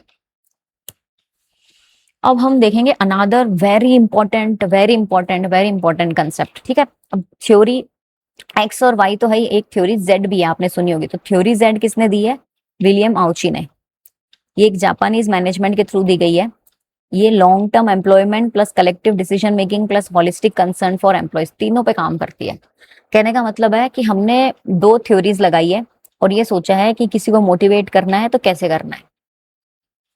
कुछ लोग ऐसे हैं जो थ्योरी एक्स कैटेगरी में आते हैं तो उनको हम वैसे मोटिवेट करेंगे, कुछ लोग हैं जो थ्योरी वाई में आते हैं तो उनको ऐसे मोटिवेट करेंगे। बट विलियम आउची ने एक बोनस थ्योरी निकाल दी, थ्योरी जेड। ठीक है, जापानीज मैनेजमेंट के बेसिस पे, कि लॉन्ग टर्म एम्प्लॉयमेंट अगर चाहते हो, नहीं, अगर लॉन्ग टर्म एम्प्लॉयमेंट है, कलेक्टिव डिसीजन मैनेजमेंट है, और आप पूरे डिसीजन में हमेशा एम्प्लॉयज के कंसर्न को ध्यान रख रहे हो, तो वो मोटिवेट रहेगा। ठीक है, अब जैसे मैस्लोस की थ्योरी थी, ये किसने दी है? मैकग्रेगर, डगलस मैकग्रेगर ने दी है। ठीक है, टू अपोजिंग अजम्पशंस है अबाउट ह्यूमन नेचर। इन्होंने बोला है कि जो भी ह्यूमन है वो दो तरीके के होते हैं, या तो थ्योरी एक्स वाले कैटेगरी में आते हैं या थ्योरी वाई में आते हैं। कुछ लोग होते हैं जो पेसिमिस्टिक होते हैं, हमेशा नेगेटिव ही सोचते हैं, मतलब हर चीज में नेगेटिव, हर चीज में नेगेटिव। दो तरह के लोग होते हैं ना, एक होता है ट्रेडिशनल व्यू वाला, उसको हम पेसिमिस्टिक बोलते हैं, जो नेगेटिव ही नेगेटिव सोचता है, मतलब हर सिचुएशन से भागना, नेगेटिव सोचना। तो इस तरह के लोग होते हैं, वो क्या होते हैं, वो एम्प्लॉयज क्या करते हैं, अपने काम को डिसलाइक करते हैं, लेजी होते हैं। ठीक है, उनको बहुत ध्यान से काम करवाना पड़ता है, क्योंकि पता है अगर जैसे ही उसकी तरफ से ध्यान हटा और वो काम से भाग गया, जैसे छोटे बच्चे होते हैं ना वैसे। और motivate only by money and security, ऐसे लोगों को पैसे या सिक्योरिटी देके ही मोटिवेट किया जा सकता है, और फियर या पनिशमेंट देके किया जा सकता है, कि उनको डर रहे यार अभी टीचर आएगी क्लास में मारेगी तो बच्चा काम कर रहा है। समझ रहे हैं कि जैसे क्लास से बाहर निकली टीचर, बच्चा बातें करने लग गया, घूमने लग गया। तो इस तरीके के लोग होते हैं पेसिमिस्टिक। इसमें क्या होता है, ऑटोक्रेटिक स्टाइल ऑफ मैनेजमेंट चाहिए, जो एक तरीके से जो बोल दिया वो करना है, सामने वाले की सुनो ही मत, क्योंकि वो बात ही नेगेटिव करते हैं, वो हमेशा लेजी, डिसलाइक है वर्क की तरफ। तो मैकग्रेगर ने दो तरह के लोग बना दिए, एक तो बोल दिया ये वाले लोग होते हैं, और दूसरे होते हैं ऑप्टिमिस्टिक, जो मतलब काम को बहुत अच्छा समझते हैं, खुद ही नेचुरली काम करते हैं, जिनको प्ले मतलब काम करना, रेस्ट करना, एंजॉय करना एंजॉय की तरह लगता है। सेल्फ डायरेक्टेड है, मतलब उनको अगर ये बोल दिया ना कि अपने कंपनी में ये गोल्स है, तो वो खुद से काम करने लग जाएंगे। समझ रहे हैं? बस वो, उनको ऐसा रहता है कि मुझे कोई काम मिले और मैं काम करूं, ऐसे रेस्पॉन्सिबिलिटीज भाग ढूंढते रहते हैं कि कहाँ मुझे काम मिले और मैं करूं। वो हमेशा क्या होते हैं, क्रिएटिव और इनोवेटिव थिंकिंग वाले होते हैं, प्रॉब्लम सॉल्विंग उनके दिमाग में रहता है, और इंटरनल मोटिवेशन रहता है। जैसे हमने पढ़ा था ना मैस्लोस का जो सबसे फिफ्थ वाला एक्चुअल सेल्फ एक्चुअलाइजेशन, तो ये उस कैटेगरी के लोग होते हैं जिनको खुद से मोटिवेटेड है कि मुझे काम करना है, करना है, करना है। ठीक है, ये मॉडर्न व्यू वाले लोग होते हैं। पार्टिसिपेटिव एंड मैनेजमेंट स्टाइल इनका रहता है, मतलब इसमें होना जरूरी है, मैनेजमेंट को इसमें तो रखना है ऑटोक्रेटिक स्टाइल, और इसमें पार्टिसिपेटिव। अब ऐसे देखो कि ओल्ड स्कूल जो इंडियन मैन्युफैक्चरिंग यूनिट्स है, जहाँ पे सिर्फ ना वर्कर से ये क्या करना है, क्लॉक पंचिंग क्लॉक या स्ट्रिक्ट अटेंडेंस वगैरह ये सब करना, बायोमेट्रिक सेट करवाना, अटेंडेंस और ये सब फॉलो करना, तो ये सब क्या है, एक तरीके से ओल्ड स्कूल रूल्स हो गए। तो ये उनके लिए है जो पेसिमिस्टिक लोग होते हैं। जो ऑप्टिमिस्टिक होते हैं, इनको उनको मोटिवेट कैसे किया जा सकता है, मिशन कमिटेड करते हैं, वो खुद से मिशन को कमिटमेंट बना लेते हैं, ठीक है। वो ये चीजें समझ में आ रही है आपको अभी तक? देखो हमने 3 तरह की मोटिवेशन थ्योरीज पढ़ ली है, आगे 3 और है अभी, ठीक है। मैस्लोज की हमने पढ़ ली है, ये आई है 1943 में, ये लाइन वाइज ही अरेंज की गई है। फिर हर्सबर्ग की आई 1959 में, फिर McGregor theory X and Y आई 1960 में, फिर विलियम माउची का आया था, ठीक है, जो लॉन्ग टर्म एम्प्लॉयमेंट और इन पे बात करता है। अब नेक्स्ट आया 1964 में रूम्स एक्सपेक्टेंसी थ्योरी, ठीक है, ये विक्टर व्रूम ने निकाली है। ये क्या बोलते हैं, मोटिवेशन की, सबने मोटिवेशन की अपनी अपनी भाषा लिखी है, ठीक है। ये बोलते हैं expectancy into instrumentality into balance. अब इनकी मीनिंग समझ लेते हैं अपन क्या क्या होता है, ठीक है। अब क्या बोल रहा है, एक्सपेक्टेंसी मतलब मैं कोई काम कर रही हूँ तो मेरी एक्सपेक्टेशन है कि अगर मैं काम कर रही हूँ तो मेरे को रिजल्ट मिलेगा, मतलब कि मैं पढ़ाई कर रही हूँ तो मैं पास होंगी, समझ लो। जैसे कि will my hard work actually result in good performance, student studies hard expect to score well in UGC NET या जेआरएफ क्लियर करोगे आप लोग, जैसे समझ रहे हैं। तो ये आपके गोल्स होते हैं, तो यही एक्सपेक्टेंसी है जिसकी वजह से क्या होता है, effort leads to performance. Number 1 expectancy. दूसरा होता है इंस्ट्रूमेंटेलिटी, मतलब believe that performance leads to reward. Will good performance actually get me a reward. दिमाग में से सोचते हैं कि अगर मैं अच्छे से करूंगा तो क्या सच में मेरा जेआरएफ हो जाएगा। जैसे कि देखो, गुड एग्जाम रिजल्ट होगा तो एक्सपेक्ट जेआरएफ स्कॉलरशिप। कहने का मतलब है एक्सपेक्टेंसी है कि यूजीसी नेट में अच्छा एग्जाम में नंबर लाना, और अगर मैं अच्छी परफॉर्म करूंगा तो मुझे जेआरएफ स्कॉलरशिप मिलेगी। और बैलेंस क्या बोल रहा है, इंपॉर्टेंस क्या है उसकी, जो भी रिवॉर्ड आ रहा है उसकी कितनी इंपॉर्टेंस है। मतलब 5 साल तक अगर आपको स्कॉलरशिप मिल रही है तो that is a very good importance और very good amount of scholarship also. तो जेआरएफ का जो स्टाइपेंड है, is it worth the word effort, is it worth the effort. तो ये तीनों चीजें आपके दिमाग में कितनी रेंज में आप उसको दे रहे हैं। जैसे कि एक्सपेक्टेंसी को 0 to 1 आप रेट करते हैं, ठीक है। जैसे 0.9 है अगर, मतलब कि बहुत हाई एक्सपेक्टेंसी है, ये भी अगर 0.9 है, ये भी बहुत हाई है, और ये भी आपके +1 तक पहुंच गई है, तो मतलब ये तीनों चीजें आपकी बहुत हाई है, तीनों को मल्टीप्लाई करेंगे तो मोटिवेशन बहुत ज्यादा होगा। पर समझ लो अगर यही आपका एक्चुअल परफॉर्मेंस जो है, शुरुआत में ही आपने सोच लिया यार कौन सा एग्जाम, कौन सा सेट का एग्जाम मान लो, आप समझ लो यूजीसी नेट से एक लेवल नीचे, तो आपको ऐसा लग रहा है कि उसकी परफॉर्मेंस से, उसके रिजल्ट से, उसके स्कॉलरशिप से इतना इम्पैक्ट नहीं है, तो उसका मोटिवेशन आपको एग्जाम देने का, परफॉर्मेंस का, पढ़ने का, टाइमिंग का, ड्यूरेशन का, सब थोड़ा कम हो जाएगा, because the outcome is a little less.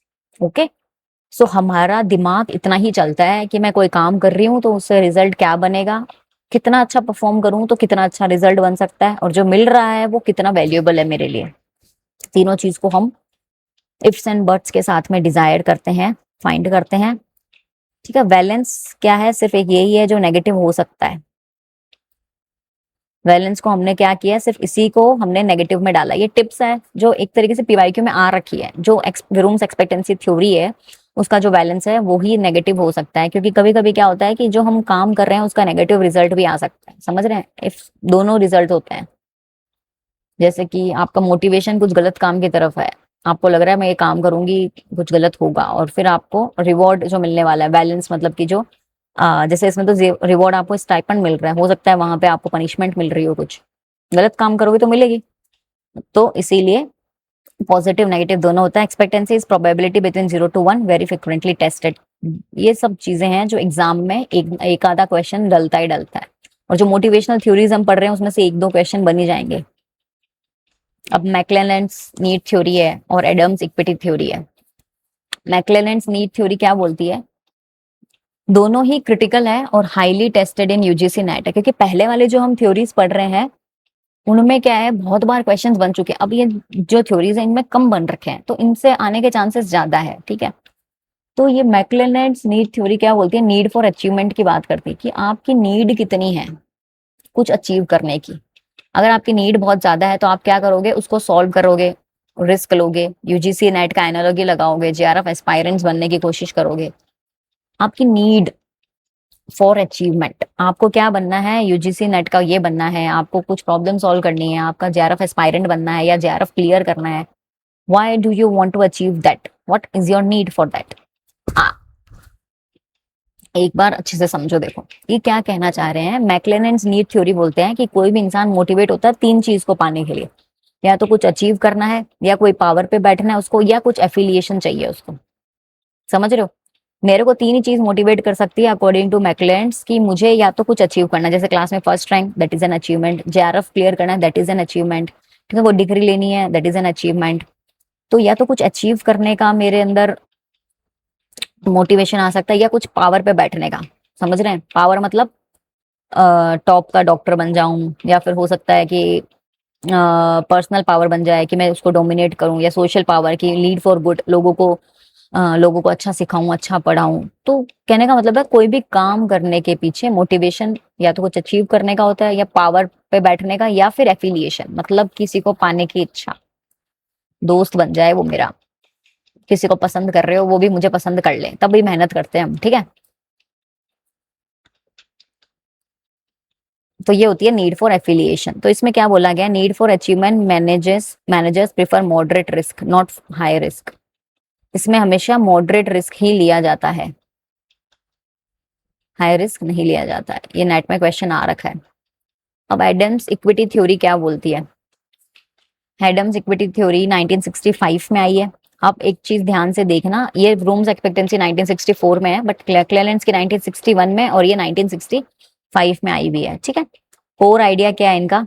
Input output का रेशियो देखते हैं, जैसे कि and adjust behaviour to restore perceived quality. My outcomes inputs versus other outcomes inputs, एक दूसरे के आउटकम से कंपेरिजन करना।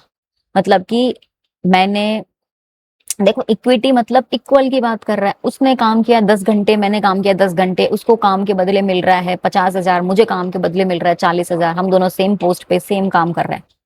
तो ये चीज मुझे डीमोटिवेट कर रही है। तो मेरे अंदर क्या हो रहा है, ये चीज मेरे अंदर गिल्ट ला रही है कि इनपुट तो मेरा बहुत है पर आउटकम मेरा कम हो रहा है। और अंडर रिवॉर्ड में क्या होता है, हमारे अंदर एंगर इश्यू आते हैं। इनपुट फिर मैं करना बंद कर दूंगी, मैं ज्यादा डिमांड करूंगी, मैं रिजाइन करके भाग जाऊंगी। समझ रहे हैं? देखो अगर आप किसी को बहुत ज्यादा रिवॉर्ड कर रहे हैं एक को, और दूसरे को नहीं कर रहे हैं, तो उसको जिसको कर रहे हैं उसके मन में भी ऐसा हो रहा है यार बेचारे उसको नहीं दिया, उसके अंदर वो दिक्कत आ रही है। फिर मैं तो कोशिश करूंगी कि बहुत ज्यादा इनपुट डरूं, बहुत ज्यादा वो करूं, लेकिन जरूरी नहीं है कि आउटकम उतना आए। क्योंकि 50,000 सैलरी क्यों दे रहे हो जो 40,000 में काम हो रहा है, तो 10,000 आपका ही वेस्ट हो रहा है। आप मेरी बात को समझ रहे हैं? इसमें क्या करते हैं वो कंपैरिजन की वजह से, हमें क्या करना है, हमेशा इक्विटी वाला मेथड फॉलो करना है। My outcome input versus others outcome input. उसने कितना डाला और उसको कितना मिल रहा है, मुझे मैंने कितनी मेहनत की और मुझे कितना मिल रहा है। तो ये चीज मुझे बहुत तरीके से अंडर रिवॉर्ड अगर सिचुएशन आ जाती है, तो हमें ये एक तरह से कंपैरिजन वाली भावना आ जाती है हमारे अंदर, गुस्सा आता है, रिजाइन करके भाग जाते हैं। तो कभी भी ये नहीं करना है, मोटिवेशन मेंटेन करके रखना है, बैलेंस करके रखना है बाय द इक्विटी। तो ये कंपनीज का फोकस होना चाहिए कि हम सबको इक्विटी के साथ ट्रीट करें, किसी एक को कम सैलरी ज्यादा सैलरी ना दे, if they are on the same page, if they have the same experience, same same working time, same position. ठीक है, अब इक्विटी थ्योरी जो है इसको हम एक और नाम देते हैं सोशल कंपैरिजन थ्योरी। ठीक है, ये याद रखना, एडम्स इक्विटी थ्योरी को हम सोशल कंपैरिजन थ्योरी भी कहते हैं, सोशल कंपैरिजन थ्योरी भी कहा जाता है नेट इक्विटी थ्योरी को। Okay, so this is the best slide जो अभी तक हमने पढ़ा है। Let's have a quick revision जब तक मैं पानी पी लेती हूँ।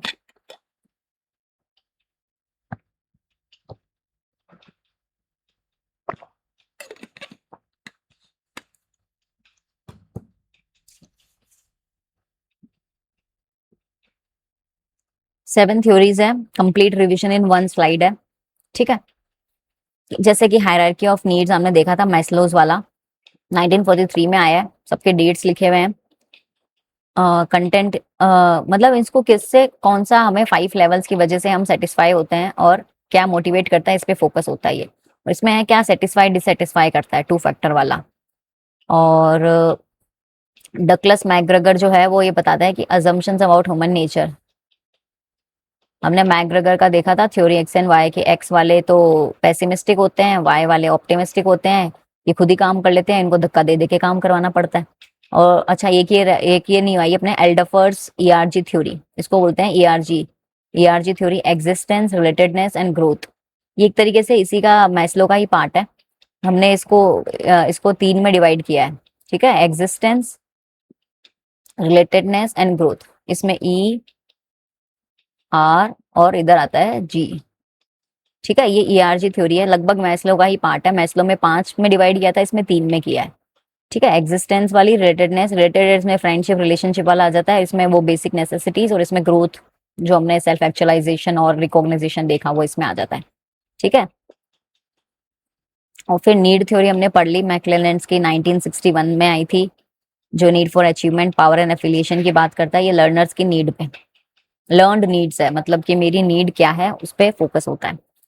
और रूम्स एक्सपेक्टेंसी थ्योरी हमने देख ली, ये प्रोसेस पे बात करता है कि आपका एट द एंड रिजल्ट पे मोटिवेशन कितना होगा, वो आपके पूरे प्रोसेस पे फॉलो करता है। आपकी एक्सपेक्टेंसी कितनी है रिजल्ट की, ठीक है, और आप उस पर कितना बैलेंस कितना है, इंस्ट्रूमेंटलिटी कितना है आपका, ये तीनों चीजें डाल के बताता है। फोकस है इसका हाउ मोटिवेशन वर्क्स। और इक्विटी हमेशा फेयरनेस पे काम कर रहा है कि किसी के बीच में दिमाग में ऐसे गड़बड़ ना हो जाए किसी का।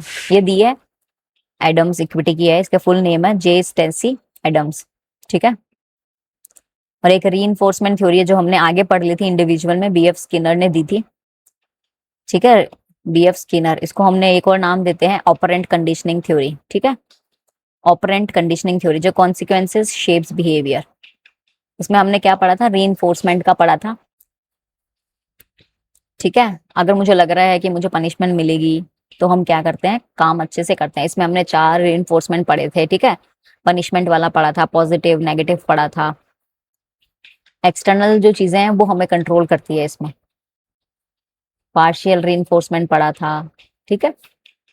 अब इसमें है content theories answer what motivates, process theories answer how motivates, ठीक है। और रीइंफोर्समेंट इज द कॉन्सिक्वेंसेज है, आउटपुट है reinforcement, consequences in shape behaviour, ठीक है। तो इन तीनों चारों चीजों को याद रखना। ये वाली है व्हाट मोटिवेट्स, प्रोसेस जो है वो बोलता है हाउ मोटिवेट्स, एंड रीइंफोर्समेंट जो है वो बात करता है कॉन्सिक्वेंसेस पे।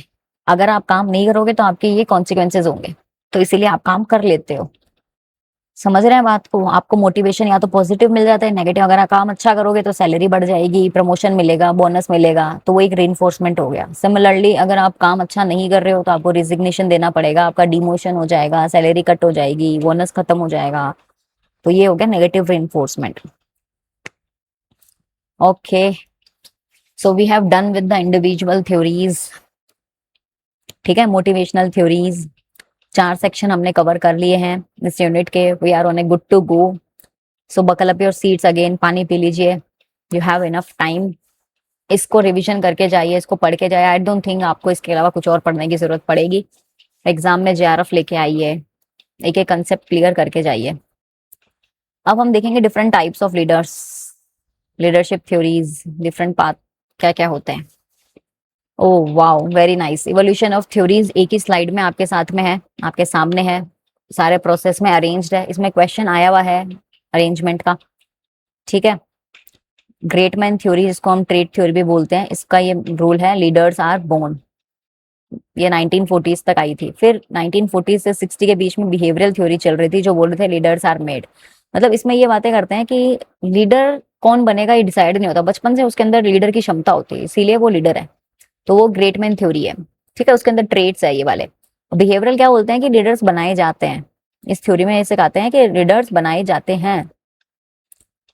और कंटिजेंसी जो थ्योरी है वो ये बोल रही है डिपेंड्स ऑन सिचुएशन, अगर सिचुएशन आती है तो वो लीडरशिप का रोल प्ले कर लेता है। और situation and path goal theories, ठीक है, ये एडेप्ट टू फॉलोवर्स है, मतलब कि जो हमें फॉलो कर रहे हैं उनको एक पाथ दिखाने के लिए मैंने सिचुएशन के अकॉर्डिंग एक लीडरशिप स्टाइल चेंज करना।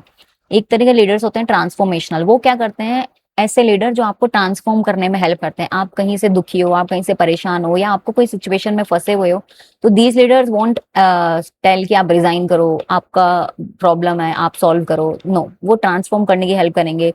वो आपको इस तरीके से इंस्पायर करेंगे, आप लाइफ में मोटिवेटेड रहो, काम करने में मोटिवेटेड रहो, आपका सोचने समझने की जो शक्ति है, विजन है, वो चेंज कर देंगे, ट्रांसफॉर्मेशनल लीडरशिप, ठीक है। ये 2000 तक बहुत अच्छा चल रहा था, मतलब उस वक्त आया था ये। और अब 2000 प्लस के बाद में ये डिफरेंट टाइप्स ऑफ लीडरशिप आ गई है। लेवल 5 लीडरशिप बोलते हैं जिसको, सर्वेंट या authentic leadership, serve and build legacy, अब हम क्रिटिकल डिस्टिंक्शंस यूजीसी नेट के हिसाब से अगर हम पढ़ रहे हैं तो ऐसे क्वेश्चंस आते हैं घुमा फिरा के जो हमें माइंड को थोड़ा डिस्टर्ब करते हैं, बोल सकते हैं कंफ्यूजन करते हैं। ठीक है, ट्रेट थ्योरी क्या बोलता है, करेज, इंटेलिजेंस और डोमिनेंस के बेसिस पे बने हैं। और बिहेवियरल थ्योरी जो बोलती है ओयो की है, ओयो मिशिगन की जो थी ओयो स्टेट बोलते हैं। इनिशिएटिंग स्ट्रक्चर होता है, फिर कंसिडर होता है। और मिशिगन क्या बोलता है, एम्प्लॉय प्लस प्रोड्यूस सेंटर। तो बिहेवियरल को इन्होंने दो में डिवाइड कर दिया। ओयो बोल रहे हैं कि एक स्ट्रक्चर होता है, उसको कंसिडर करते हैं, लीडर का रोल बता रहे हैं, और उसमें क्या करते हैं वो एम्प्लॉयर प्रोडक्शन सेंटर्ड की तरफ फोकस रहते हैं। मिशिगन उधर फोकस कर रहे हैं लीडरशिप स्टाइल में, वो इधर फोकस कर रहे हैं। ट्रांजेक्शनल वाला क्या बोलता है, बर्न एंड बास ने दी है ट्रांजेक्शनल, याद रखना, बर्न एंड बास ने दी है ट्रांजेक्शनल। और ये दोनों थ्योरीज थ्योरीज बोल सकते हैं, स्टाइल बोल सकते हैं। ट्रांजेक्शनल मतलब काम अच्छा करो रिवॉर्ड मिलेगा। ट्रांसफॉर्मेशनल हमने देखा था विजन इंस्पायर करते हैं, ये ट्रांसफॉर्मेशनल। और सर्वेंट लीडरशिप होती है रॉबर्ट ग्रीन लीफ ने। ये सारे पीवाईक्यूज के क्वेश्चन है जो आए हुए हैं, वही नोट्स में मैंने नीचे क्रिटिकल चीजें ऐड की है। ठीक है, लीडर क्या है, रॉबर्ट ग्रीनलीफ क्या बोलते हैं, leader serves followers first, Gandhi ji leadership model. मतलब आप लीडर तो हो बट आप एक सर्वेंट की तरह काम कर रहे हो। मतलब आप अपने अंडर जो 5 एम्प्लॉयज है, जो 25 एम्प्लॉयज है, उनको कुछ सर्व कर रहे हो आप, तो वो अपने आप आपके भक्त बन के आपकी सेवा करेंगे।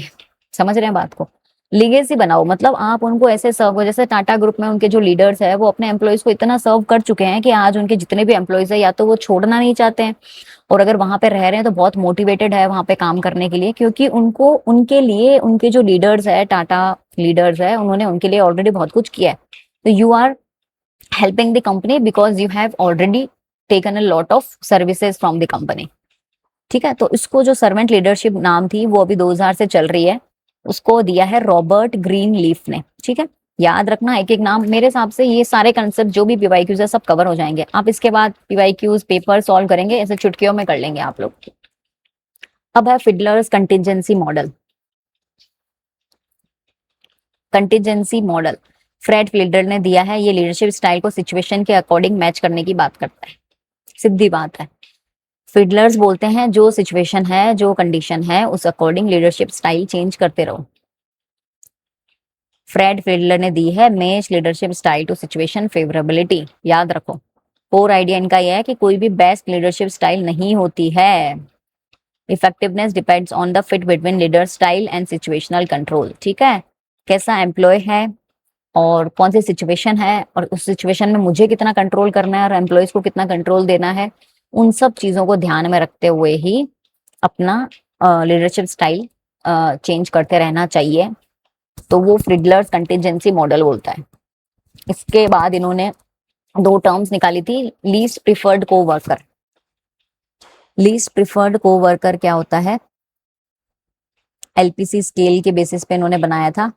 एक तरीके से ऐसे स्केल बनाई थी, शायद ऐसे थी स्केल, जिसमें एक इधर वाले तो आ जाते हैं लीस्ट प्रिफर्ड, जो क्या करते हैं वैल्यूज पीपल होते हैं, गेट्स जॉब डन। देखो एक हाई एलपीसी जिनका होता है, यहाँ पे एलपीसी जिनका हाई है, इधर वाले जो को वर्कर्स होंगे वो क्या करेंगे, रिलेशनशिप ओरिएंटेड लीडर होंगे। और एक होता है, इसमें देखो ऐसे मैट्रिक्स बना हुआ है, ठीक है, इसमें लीस्ट प्रेफर्ड को वर्कर जो है ये एक मैट्रिक्स पे है। एक साइड में रिलेशनशिप ओरिएंटेड की बात करते हैं, एक साइड टास्क ओरिएंटेड की बात करते हैं। ठीक है, एक साइड वैल्यू की बात करते हैं, एक साइड गेट्स जॉब डन की बात करते हैं। आप इसका एक बार देख लेना, इसका मैट्रिक्स जो है एलपीसी का। तो इसका थ्योरेटिकल तो यहाँ लिखा हुआ है कि जो हाई जिनका एलपीसी होता है वो रिलेशनशिप ओरिएंटेड लीडर होते हैं, वो पीपल को वैल्यू करते हैं बहुत ज्यादा। बट जिनका लो होता है वो टास्क ओरिएंटेड होता है। ठीक है, उनका मेन फोकस होता है काम हो जाना चाहिए। अब एक 3 सिचुएशनल फैक्टर्स आते हैं, लीडर मेंबर रिलेशन कितना है, गुड और पुअर, बहुत इंपॉर्टेंट है। टास्क स्ट्रक्चर क्या है, स्ट्रक्चर्ड है या अनस्ट्रक्चर्ड है, और पोजीशन पावर स्ट्रॉन्ग है या वीक है। मतलब ये तीनों चीजें ही डिफाइन कर पाती है कि आपको किस तरह का लीडरशिप स्टाइल फॉलो करना है। और एक टास्क ओरिएंटेड जो है बहुत लो ईपीसी पे काम करता है, जो क्या करता है सिचुएशनल कंट्रोल पे भी फोकस कर रहा है। लो सिचुएशन है तो एम्बिगियस और इन सब चीजों, कहने का मतलब है टास्क ओरिएंटेड जब यूज किया जाता है जब सिचुएशन पे सामने वाले को कुछ आइडिया ही नहीं है, तो मुझे उसको हेल्प करनी पड़ेगी। दूसरा, काम इतना पुअर है, एम्बिगियस है, तो फिर मुझे उसकी हेल्प करनी पड़ेगी। मतलब कहने का मतलब है मतलब कोई सिचुएशन में जिसमें मैं बहुत ज्ञानी हूँ, मेरे को पता है कैसे काम करना है, तो मैं कंट्रोल लूंगी। दूसरा, सामने वालों को कुछ नहीं आता है या फिर काम ही इतना एम्बिगियस है कि भाई सामने वाले कर नहीं सकते, तो मैं कंट्रोल पूरा लूंगी। रिलेशनशिप में क्या होता है, जब मुझे पता है सामने रूटीन टास्क है या कुछ लोगों के बीच में और मेरे बीच में कुछ रिलेशनशिप इश्यू चल रहे हैं, तो मैं चाहूंगी कि टीम बिल्ड करे, सब रिलेशन में सब एक साथ मिलके काम करे। एलपीसी का मेन मतलब ये होता है, मेच थ्योरी की बात की गई है, change situation to fit leader, not change leadership style.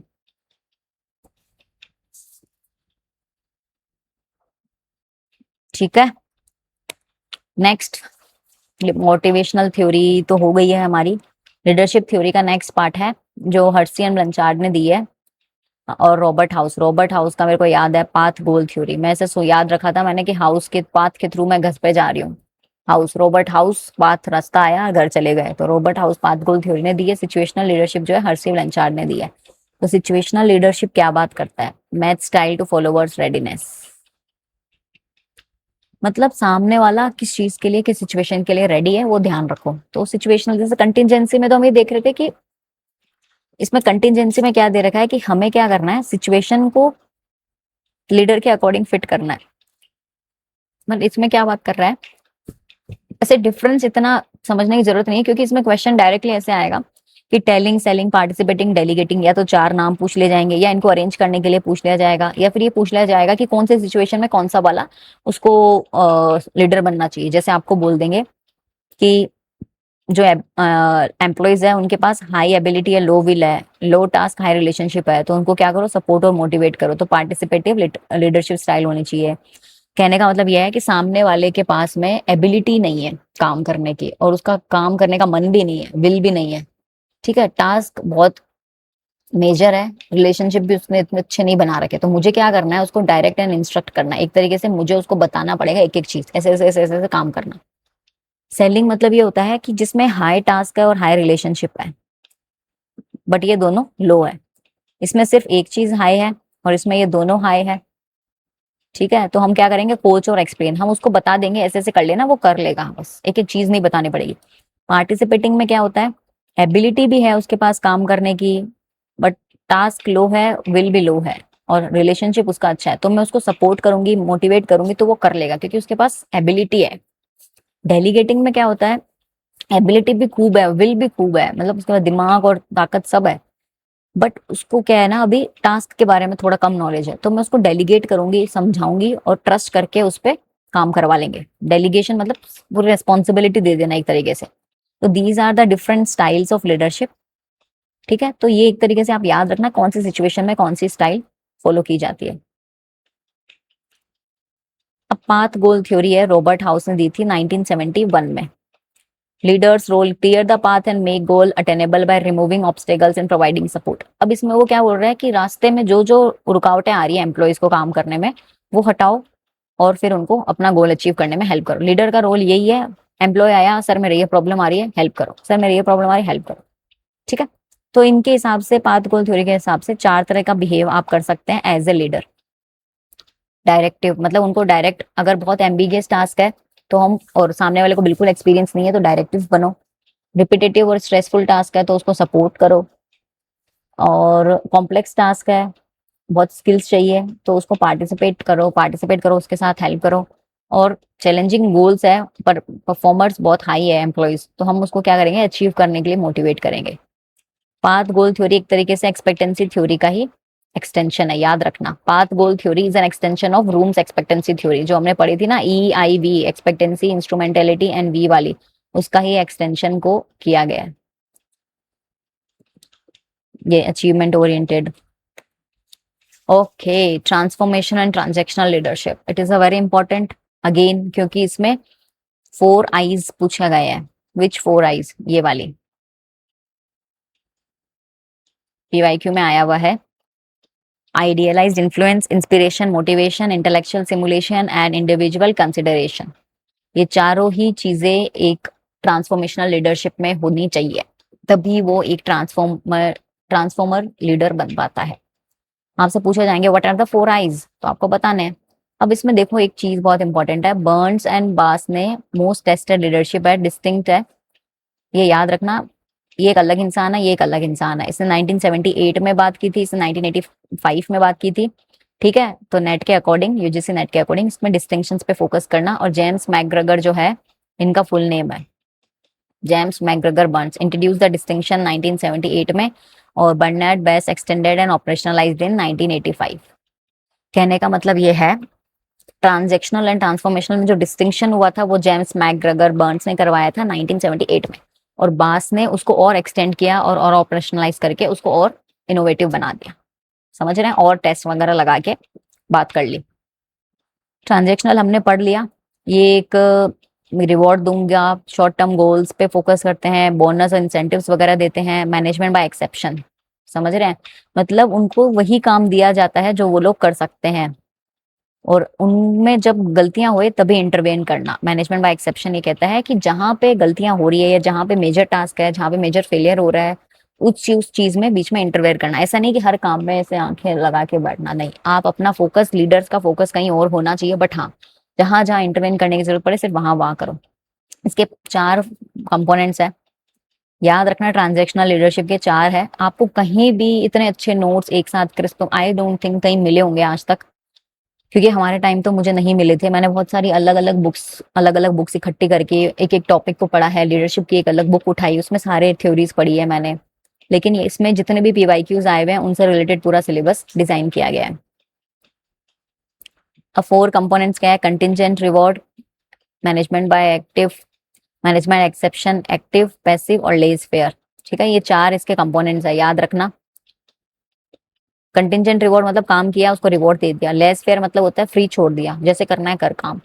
और एक्टिव मतलब एक्टिवली आप बहुत ज्यादा इन्वॉल्व हो रहे हो, और पैसिवली मतलब आप बिना बताए मैनेजमेंट मतलब उनपे ज्यादा, जब गलतियां हो रही है तभी फोकस कर रहे हो, सिर्फ जब कोई बोल रहा है ना गलती हो गई तो फोकस कर रहे हो।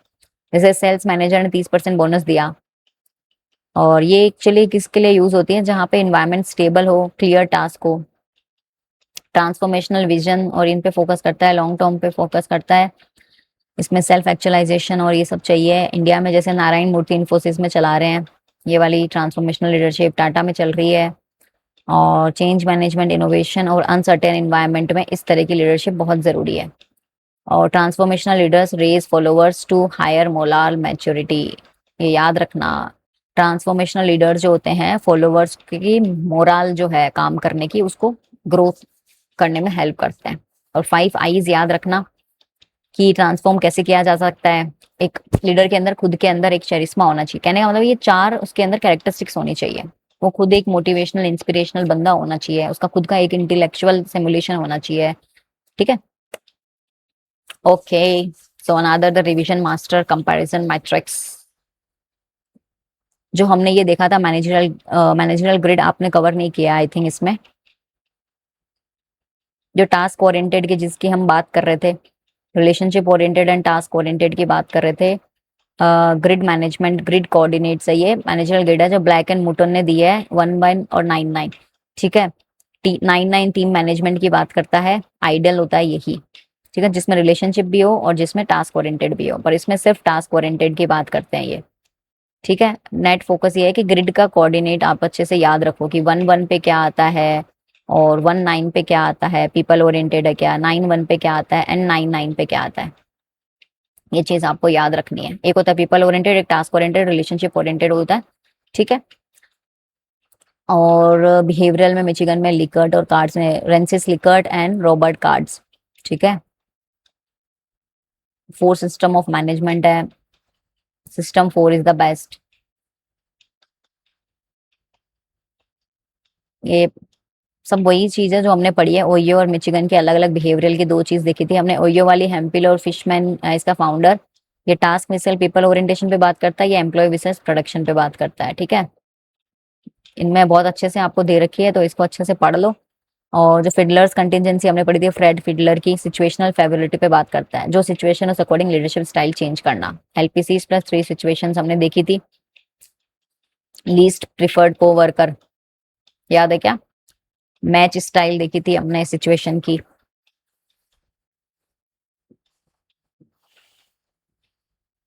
ये देखो मैनेजरल ग्रिड मैंने नीचे दे रखी है यहाँ पे, ये जो 9911 की हम बात कर रहे थे, मैनेजर ग्रेड 99 मतलब टीम मैनेजमेंट, 19 मतलब कंट्री क्लब, 91 मतलब अथॉरिटी कंप्लाइंस एंड 11 होता है इम्पोवरिश्ड। ये ऐसे ग्रिड होती है, ठीक है, नहीं सॉरी ऐसी नहीं होती, ऐसी ग्रिड होती है ये। यहाँ पे जैसे 99 है और यहाँ पे इधर 9 हो गया, यहाँ पे 9 हो गया, तो यहाँ पे 99 हो गया, यहाँ पे इधर हो गया तो जो 11 हो गया, और इधर 19 हो गया, और इधर 91 हो गया, ठीक है। एक, दो, चार। तो जो 99 है वो टीम मैनेजमेंट पे बात करता है, इधर वाला। फिर कंट्री क्लब हो गया 19 वाला, जिसमें एक्स एक्सिस पे 1 हो और वाई पे 9 हो। और यहाँ पे 91 हो गया अथॉरिटी एंड कंप्लाइंस। तो ये चारों चीजें याद रखना, managerial grid black and motor ने दी है। इनका मेन ये बताने का था कि ग्रिड में जो अलग अलग कोऑर्डिनेट्स है वो नेट के फोकस पे आते हैं। और यहाँ से जो पूछा जाता है टेल सेल कंसर्न डेलीगेट, ये पूछा गया है नेट पे। और एक्सटेंशन ऑफ एक्सपेक्टेंसी थ्योरीज कौन सी है, तो वो हमने पढ़ लिया है, पाथ गोल थ्योरी है जो एक्सपेक्टेंसी, ग्रूम्स एक्सपेक्टेंसी थ्योरी का एक्सटेंशन था, ठीक है। आगे भी बताया है मैंने, याद रखना। और ट्रांसफॉर्मेशनल और विशेष ट्रांजेक्शनल पे एग्जाम में आ रखा है। और 6 ट्रेट्स कौन से हैं ग्रेटमैन थ्योरी के जो दिए गए थे, वो क्या है, वो पूछे गए हैं, ठीक है। तो ये सब चीजें कंप्लीट 8 थ्योरीज जो है वो अच्छे से कवर कर लेना। अब हम नेक्स्ट आगे पढ़ेंगे अभी, ये इनके डेट्स और अरेंजमेंट्स ध्यान रखना। और सिचुएशनल थ्योरीज जो हर्शियन ब्लैंकार्ड ने दी थी, फॉलोवर रेडीनेस की बात की थी इन्होंने, ठीक है। ओके, बिहेवियर पे बात करते हैं, बहुत इंपॉर्टेंट चीजें हैं ये सारी। Group behaviour, group टकमैन model, communication, conflicts, ये सब हम कवर करने वाले हैं। तो सबसे पहले हम समझ लेते हैं ऑर्गेनाइजेशन में कौन से ग्रुप्स होते हैं, टाइप्स, कि कैसे पीपल है जो फॉर्म करते हैं ग्रुप। ग्रुप इज अ 2 और मोर इंडिविजुअल्स का होता है जो इंटरेक्ट करते हैं either independent to achieve particular objectives. ये रॉबिन्स ने डेफिनेशन दी है, ए ग्रुप इज 2 और more individuals who interact and are interdependent. मतलब ग्रुप में क्या होता है, हम एक दूसरे पर डिपेंडेंट होते हैं, थोड़ा थोड़ा टास्क सब लोग मिलकर काम करते हैं, ठीक है, to achieve a particular objective. Robbins की डेफिनेशन है, सर ने दी है ये। और फॉर्मल ग्रुप होता है कि इनफॉर्मल ग्रुप होता है। फॉर्मल क्या होता है, जो ऑर्गेनाइजेशन क्रिएट करके देती है, उसी ग्रुप में हम लोग काम करते हैं। इनफॉर्मल नेचुरली बन जाता है, जैसे फ्रेंड्स वगैरह हुए। तो फॉर्मल के अंदर भी 3 होते हैं, कमांड, टास्क और क्रॉस फंक्शनल ग्रुप। कमांड मतलब रिपोर्ट्स वन मैनेजर, मतलब कि मेरे जो सेल्स मैनेजर है उसके अंदर हम लोग सेल्स टीम वाले जितने भी लोग हैं, हम लोग सब क्या कर रहे हैं, सर को रिपोर्ट कर रहे हैं। तो ये एक फॉर्मल ग्रुप हो गया because on the command. Task group क्या हो गया, टेम्पररी है, कोई पर्टिकुलर टास्क दिया, हमें प्रोडक्ट लॉन्च टीम बना दी और उसका एक हमारा टास्क है कि हम एक नया प्रोडक्ट बनाना है, तो वो पर्टिकुलर कुछ ड्यूरेशन के लिए एक स्पेसिफिक टास्क के लिए बनाया जाता है, तो उसको टास्क ग्रुप बोलते हैं। क्रॉस फंक्शनल ग्रुप भी बनाया जाता है अक्रॉस डिपार्टमेंट्स, ठीक है। Merger team at HDFC bank, जैसे कि कोई मर्ज वगैरह हो रहा है, या क्रॉस अलग अलग फंक्शन, अलग अलग टीम से कुछ कुछ लोगों को बुला लिया और उन सबको बोला अब अपने अपने राय दो, अपने अपने डिपार्टमेंट्स की तरफ से कुछ नया मर्जर के टाइम हेल्प करो, तो वो क्रॉस फंक्शनल ग्रुप भी बन जाता है, ठीक है। अब इनफॉर्मल ग्रुप क्या होता है, इंटरेस्ट ग्रुप होता है, हम सबका सेम इंटरेस्ट है, जिम में जा रहे हैं सब लोग एक साथ में TCS कैंपस पे, तो जिम की वजह से सब ग्रुप ग्रुप बन गया, उनका फ्रेंड्स हो गए, एक फ्रेंडशिप ग्रुप हो गया, दोस्त हैं हम सब, तो क्रिकेट टीम पे खेल रहे हैं, कुछ भी कर रहे हैं, ठीक है। और रेफरेंस ग्रुप हो गया स्टैंडर्ड फॉर कंपैरिजन, मतलब कि पीयर्स वो गॉट प्रमोटेड, जैसे कि एक स्टैंडर्ड सेट हो गया, इस कॉलेज में जो टॉपर्स है उनका एक अलग ही ग्रुप बन गया, भले ही वो फ्रेंड्स हो बट वो बिकॉज ऑफ कंपैरिजन बना है, ठीक है। अब वाई पीपल ज्वाइंस ग्रुप, बहुत इंपॉर्टेंट चीज है ये, नेट में क्वेश्चन आ रखा है इसका अपने एग्जाम में, बहुत इंपॉर्टेंट चीजें हैं ये, कि ज्वाइन क्यों करते हैं, सिक्योरिटी के लिए, कि अकेले से ज्यादा दो से, एक से ज्यादा दो बेहतर है, अकेले रात को जाना 2 जन चले जाओ, ग्रुप में चले जाओ, सब में सिक्योरिटी चाहिए, स्टेटस, अच्छा ग्रुप है, जुड़ेंगे अपना भी नाम होगा, समझ लो, ठीक है। सेल्फ एस्टीम मतलब सेल्फ सेटिस्फेक्शन, एफिलिएशन मतलब मुझे अच्छा फील होता है, बीइंग इन द ग्रुप मतलब एक रिलेशनशिप बिल्ड होता है, फ्रेंड्स बनते हैं। हमने भी देखा था ना, need of achievement, power and affiliation, तो वो तीनों ही ग्रुप में ज्वाइन करने से मिलती है लोगों को, ठीक है। गोल अचीव हो जाता है, किसी को पावर मिल रही है, ग्रुप में लीडरशिप रोल प्ले कर पा रहे हैं, ठीक है। तो ये सब रीजंस है कि हम ग्रुप में ज्वाइन करते हैं। अब एक होता है ग्रुप थिंक, बहुत इंपॉर्टेंट कंसेप्ट है ग्रुप थिंक, जो किन्होंने दिया है, आयरविंग जेनिस ने। तो ये क्या बोलते हैं, कन्फर्मेटिव प्रेशर सप्रेस डिसेंट, मतलब कि ग्रुप थिंक क्या बोलता है कि एक ग्रुप में एक तरीके से एक ग्रुप का एक हम बोल सकते हैं साइड इफेक्ट है, ठीक है। ग्रुप में 15 लोग बैठे हैं, 15 में से 10 या 11 लोगों ने एग्री कर लिया कोई टर्म के लिए, तो बचे हुए जो 2-3 लोग हैं उनकी चीजों को सप्रेस हो जाता है। कंफर्मेटिव प्रेशर, मतलब 12-13 लोगों ने बोल दिया हाँ चलेंगे चलेंगे घूमने चलेंगे, या फिर इस दिन जाएंगे, या फिर ऑर्गेनाइजेशन की बात कर लेते हैं, ऑर्गेनाइजेशन में सब लोग बोल रहे हैं हाँ दिस इज गुड डिसीजन, हमें ये लेना चाहिए, बट उसमें से मैं अगर 1 या 2 लोग एग्री नहीं भी कर रहे हैं ना, तो उनके डिसीजन को या उनकी बात को सप्रेस कर दिया जाता है। ग्रुप थिंक मतलब ये होता है। एक होता है, नया टर्म है social laughing, reduced effort in group. ये चीजें इतनी अच्छी है जो एक साथ आपको एक स्लाइड पे मिल रही है। ये टर्म्स हम लोग खोजते खोजते पीवाईक्यू से पढ़ते थे, फिर उनका डिफरेंस सोचते थे, मीनिंग सोचते, तब जाके हमें समझ आती थी। But you are lucky enough to have all the things in a one go. तो सोशल लॉफिंग क्या होता है कि एक ग्रुप में 15 लोग हैं, ठीक है, अगर मैं इंडिविजुअल होती तो शायद मैं अपना उस पूरे ग्रुप को प्रोजेक्ट को बहुत अच्छे से करती, but being in the group मैं अपना काम सिर्फ 10 मिनट कर रही हूँ, वो कर लेगा, वो कर लेगा, कोई और कर लेगा। सोशल लॉफिंग मतलब ये तो डिपेंडेंट ऑन अदर पर्सन। कुछ लोग ऐसे होते हैं जो सोशल लॉफिंग का एंजॉय करने के लिए ही ग्रुप में जुड़ते हैं, क्योंकि उनसे कुछ होता नहीं है, और अगर हो रहा है तो मेहनत करनी पड़ती है, वो करना नहीं चाहते हैं, तो इस वजह से they come into the group and then being a social loafer they move here and there and just enjoy being having their name in the group list and doing nothing। एक होता है D individualisation, loss of individual identity in group. देखो group में क्या होता है, कुछ group का टास्क हुआ, ग्रुप का एक और साइड इफेक्ट बता रही हूँ, डी इंडिविजुअलाइजेशन, ठीक है, डी इंडिविजुअलाइजेशन, ठीक है, ये याद रखना। क्यों? इसका मतलब ये है कि ग्रुप का टास्क है, ग्रुप का नाम हुआ है, ग्रुप परफॉर्म किया है, ग्रुप ग्रुप का नाम हुआ, बट इंडिविजुअल जिसने बहुत अच्छा काम किया उसको इतनी इंडिविजुअलिटी नहीं मिल पाती है, ग्रुप में आइडेंटिटी थोड़ी छुप जाती है, समझ रहा?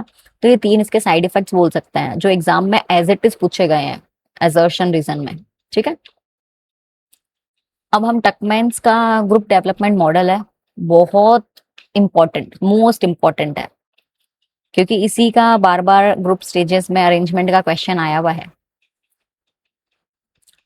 First students need proper attention, adjourning was added in the 1977।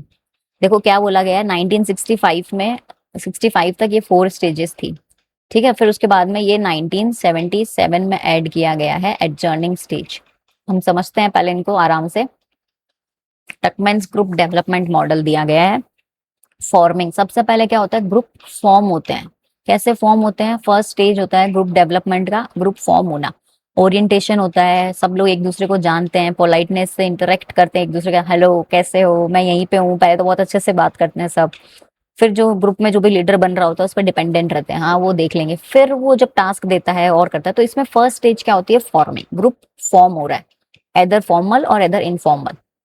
हम फॉर्मल ग्रुप की बात कर रहे हैं, ठीक है। और ये किसने दिया है? ब्रूस टकमैन ने। 5 stages every team goes through, ठीक है, ये 5 स्टेजेस से हर टीम जाती है, हर ग्रुप जाता है। फॉर्मल ग्रुप्स की बात कर रहे हैं, यहाँ पे अनसर्टेनिटी बहुत ज्यादा होती है, ठीक है, कौन कैसा निकलेगा, क्या होगा, बस ग्रुप फॉर्म हो चुका है। फिर storming, storming is the important, क्योंकि यहाँ पे ब्रेन स्टॉर्मिंग चलती है, एक दूसरे से कन्फ्लिक्ट्स होने शुरू हो जाते हैं, सब अपने आइडियाज रखते हैं, और इंट्रा ग्रुप कन्फ्लिक्ट्स बहुत पीक पे पहुंच जाता है। क्वेश्चन आता है एज इट इज कि कौन से स्टेज में इंट्रा ग्रुप कन्फ्लिक्ट पीक पे आता है, तो एक एक कीवर्ड्स इसमें ऐड किए हुए हैं। कॉन्फ्लिक्ट्स अबाउट कंट्रोल जो होते हैं वो स्टॉर्मिंग में होते हैं, रोल्स एंड डायरेक्शन के। मेंबर्स रेजिस्ट लीडर, मतलब उस लीडर की बात मानने से रेजिस्ट करते हैं। क्यों? क्योंकि ऑब्वियसली एक ग्रुप बनाया है, उसमें मैं आइडिया दे रही हूँ, तो मेरे आइडिया को भी सुनो, मेरे आइडिया को भी फॉलो करो, तो देन कम्स द कॉन्फ्लिक्ट्स। तो this is the part of storming, it happens in every group. इसको बोलते हैं कॉन्फ्लिक्ट एंड कॉम्पिटिशन, कि मेरा आइडिया चलना चाहिए, तुम्हारा नहीं चलना चाहिए, समझ रहे हैं। फिर थर्ड आता है नॉर्मिंग। नॉर्मिंग में क्या होता है, थोड़ा काम डाउन होते हैं सब, एक दूसरे से रिलेशन बिल्ड करना शुरू करते हैं, दोस्त बनते हैं, दोस्त इन द सेंस अप्रिशिएट करना शुरू करते हैं, ठीक है, एक दूसरे को समझते हैं। तो इससे क्या होता है, कोऑपरेशन इंप्रूव होता है, ठीक है। नॉर्म्स वगैरह एस्टेब्लिश कर लेते हैं कि हाँ ये वाला डिसीजन तुम लेना, ये वाला तुम लेना, ऐसे क्या होता है ना, थोड़ी आइडेंटिटी सबकी अलग अलग बना देते हैं। तो इस स्टेज में क्या होता है, कोहेजन एंड कोलैबोरेशन। ये वर्ड्स याद रखना, अनसर्टेनिटी इसमें होती है, कॉन्फ्लिक्ट एंड कॉम्पिटिशन स्टॉर्मिंग में, कोहेजन एंड कोलैबोरेशन होता है आपके नॉर्मिंग में। And then perform, when the team starts performing then it is the stage of high productivity and synergy। सब लोग एक मिलके, जैसे समझ लो स्टेज पे जाके प्रेजेंटेशन देनी है, उससे पहले का जो बैक एंड काम था उसमें लड़ रही है, सब लोग लड़ लिए एकदम बढ़िया। फिर परफॉर्म के टाइम पे स्टेज पे सबने एक दूसरे का साथ दिया, कोई कहीं अटक गया तो उसकी जगह वो बोल दिया प्रेजेंटेशन में, कोई स्लाइड गलत हो गई तो उसने उसको भी हटा दिया। समझ रहे हैं, वो सिनर्जी वाला टाइम होता है जिसमें फुल्ली फंक्शनड सारी टीम काम कर रही है, इंटरडिपेंडेंट प्रॉब्लम सॉल्विंग कर रहे हैं, लीडर एक दूसरे को डेलीगेट कर रहा है कैसे कैसे काम करना है, ठीक है। तो ये परफॉर्मिंग का। फिर एडजर्निंग जो है स्टेज, वो 1977 में ऐड की गई थी। इसका होता है टास्क कंप्लीटेड, उस वक्त टीम डिसबैंड्स, ठीक है, sense of accomplishment and grief, ये टकमैन ने ही ऐड की थी 1977 में। इसमें क्या होता है इस स्टेज पे कि अब टीम वापस अलग हो गई, क्योंकि वो कोई पर्टिकुलर टास्क के लिए आई थी, ये टास्क खत्म हो गया, वो अपने अपने काम पे वापस जाओ, ठीक है। अब कम्युनिकेशन कैसे होता है, बहुत इंपॉर्टेंट चीजें हैं, ये हमने कम्युनिकेशन में भी पढ़ी होगी, ठीक है। सेंडर मैसेज देता है, रिसीवर फीडबैक, नॉइज बैरियर आता है, और फिर डायरेक्ट कम्युनिकेशन होता है डाउनवर्ड, ठीक है। डाउनवर्ड हो रहा है कि सीईओ ने मैनेजर को बोला फिर एम्प्लॉयज को बोला, ये पॉलिसीज इंस्ट्रक्शंस गोल्स के लिए होता है। और हॉरिजॉन्टल जो होता है, हॉरिजॉन्टल मैनेजर एक ने दूसरे मैनेजर से बात की कोऑर्डिनेशन के लिए, क्रॉस फंक्शनल के लिए। अपवर्ड जो होता है वो एम्प्लॉयज जब सीईओ से बात करने की कोशिश करता है, मैनेजर से बात करने की कोशिश करता है, वो कब होता है, ग्रीवेंस फीडबैक परफॉर्मेंस डेटा के टाइम पे। डायगनल, डायगनल समझ रहे हैं, ऐसे जब सीईओ यहाँ पे बात कर रहा है, इधर नहीं यहाँ पे बात कर रहा है, ठीक है, तो उसको डायगनल बोलते हैं। इस मैट्रिक्स ऑर्गेनाइजेशन में ये चलता है बहुत अच्छे से। अब ग्रेप वाइन, अब ये बहुत इंपॉर्टेंट कंसेप्ट है, इतनी बड़ी यूनिट है, बहुत सारी चीजें हैं, बट ध्यान रखना communication is also a big part, इससे भी क्वेश्चन आता है। ऑर्गेनाइजेशन में जो अलग अलग different types of communication use होते हैं, उनके बैरियर्स क्या है, डिफरेंट ऑर्गेनाइजेशन स्ट्रक्चर्स होते हैं, everything is very important. Life blood of organisation है। ग्रेप वाइन होती है informal in communication, most accurate rumour जो होता है उसको क्लस्टर चेन बोलते हैं। रूमर बोलते हैं ना, यहाँ से यहाँ गया, यहाँ गया, यहाँ गया, फैलता गया। बैरियर्स क्या होते हैं, सिमेट्रिक, साइकोलॉजिकल, फिजिकल और कल्चरल, ये चार बैरियर्स इन कम्युनिकेशन होते हैं। Symmetric barrier, psychological, physical and cultural barriers organisation में होते हैं।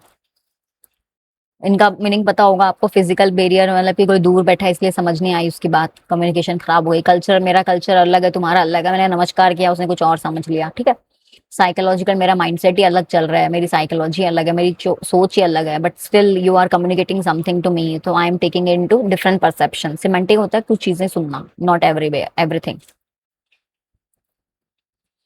कॉन्फ्लिक्ट कैसे मैनेज किया जाता है, एक इन्होंने दिया है, थॉमस किलमैन मॉडल का दिया गया है। Sources, views and resolution strategy सब बात की गई है। कॉन्फ्लिक्ट होता कहाँ से है, थ्री व्यूज ऑफ कॉन्फ्लिक्ट है, traditional view, human view and interactions view. और इसको रिजोल्यूशन कैसे किया जाता है, ये रिजोल्यूशन पे क्वेश्चन बनता ही बनता है, वेरी इंपॉर्टेंट कंसेप्ट। देखो कोलैबोरेटिव इंटरेक्टिस्ट व्यू क्या है, और ये किसने इंट्रोड्यूस किया है, इंट्रोड्यूस किसने किया है, थॉमस किलमैन मॉडल ने दिया है। थॉमस किलमैन ने दिया है कॉन्फ्लिक्ट मैनेजमेंट की रिजोल्यूशन स्ट्रेटेजीज। और इन्होंने तीन व्यू दिए हैं। ट्रेडिशनल व्यू में क्या बोलते हैं कि सारे कॉन्फ्लिक्ट जो भी होते हैं ना वो खराब ही होते हैं, मतलब कोई भी लड़ाई करो ही मत, लड़ाई होते ही वो एक डिस्ट्रक्टिव है।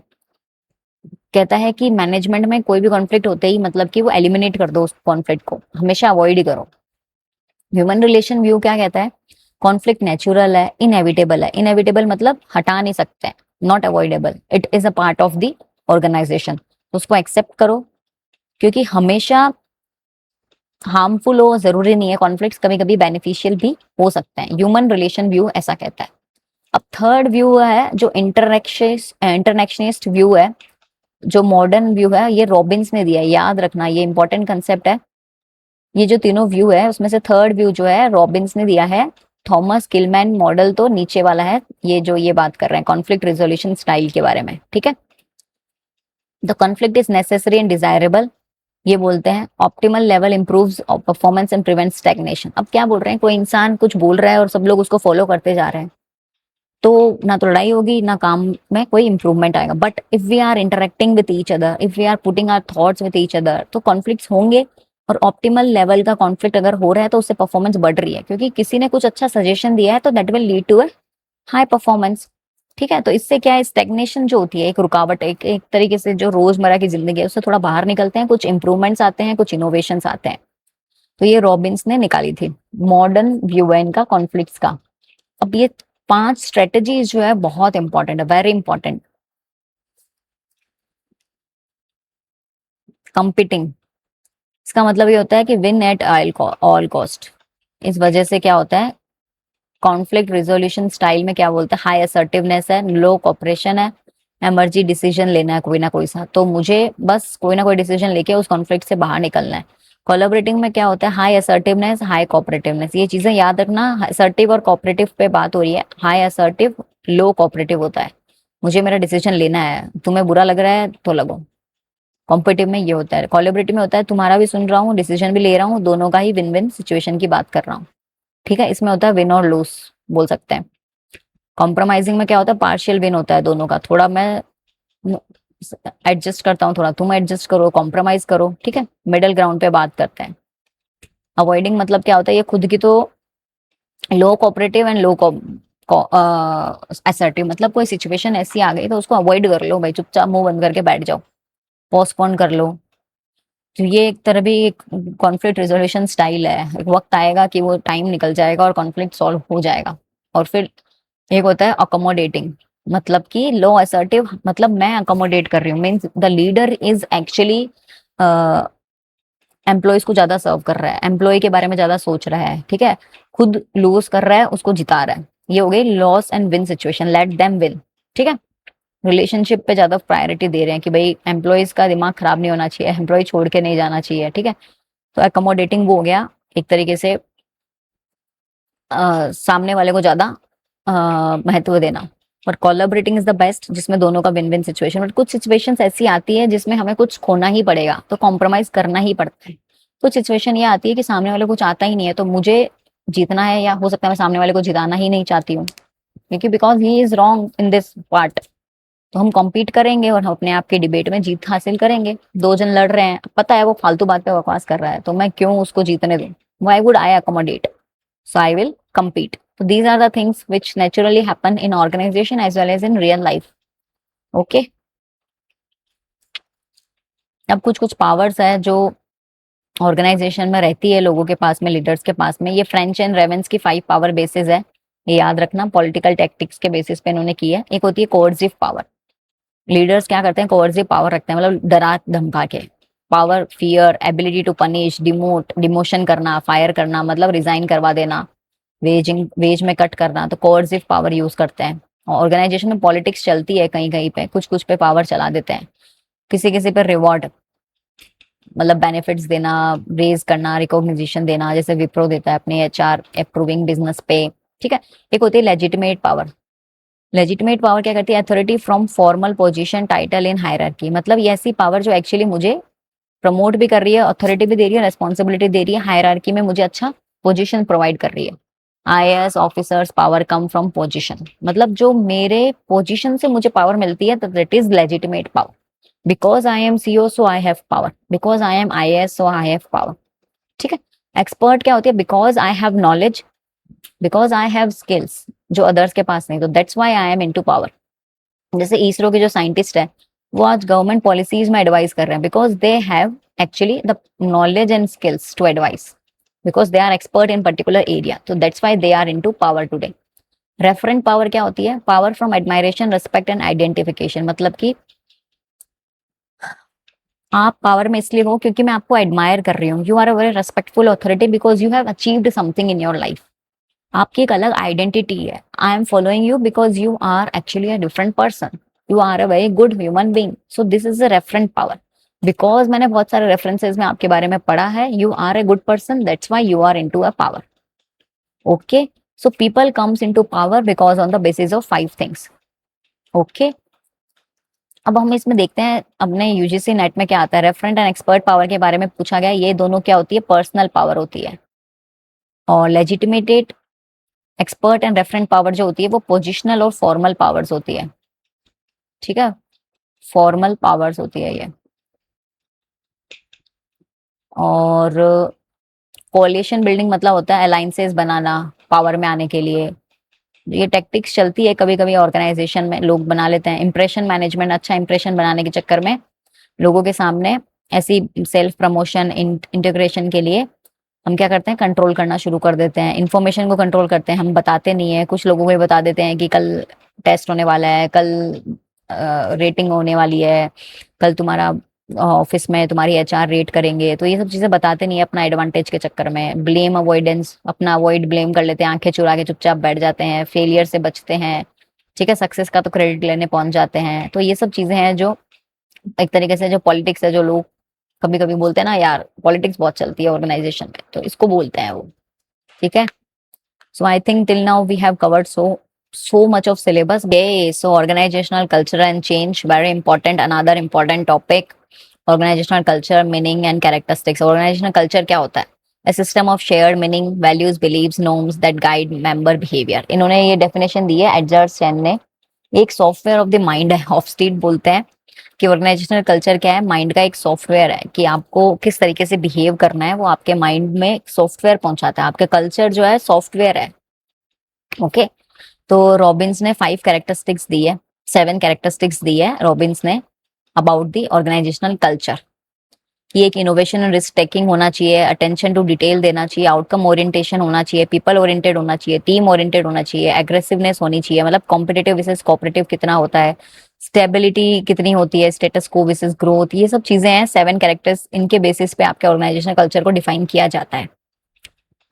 एक्सपेरिमेंटेशन पे फोकस करो, ठीक है, प्रिसीजन एंड थॉरोनेस पे, रिजल्ट्स ओवर प्रोसेस पे फोकस करो, आउटकम हमेशा प्रोसेस पे फोकस होना चाहिए, सेल्स ड्रिवन कल्चर रखो, डिसीजन कंसिडर एम्प्लॉय इम्पैक्ट, मतलब कोई भी डिसीजन लो तो एम्प्लॉय पे क्या इम्पैक्ट पड़ेगा उस पे फोकस करो, कोलैबोरेटिव पे फोकस करो, इंडिविजुअल पे कम, ठीक है, कॉम्पिटिटिव से ज्यादा कोऑपरेटिव पे फोकस करो। तो ये सब चीजें कैरेक्टरिस्टिक्स बताई गई है और ऐसे करेंगे तो हमारा कल्चर अच्छा चलेगा।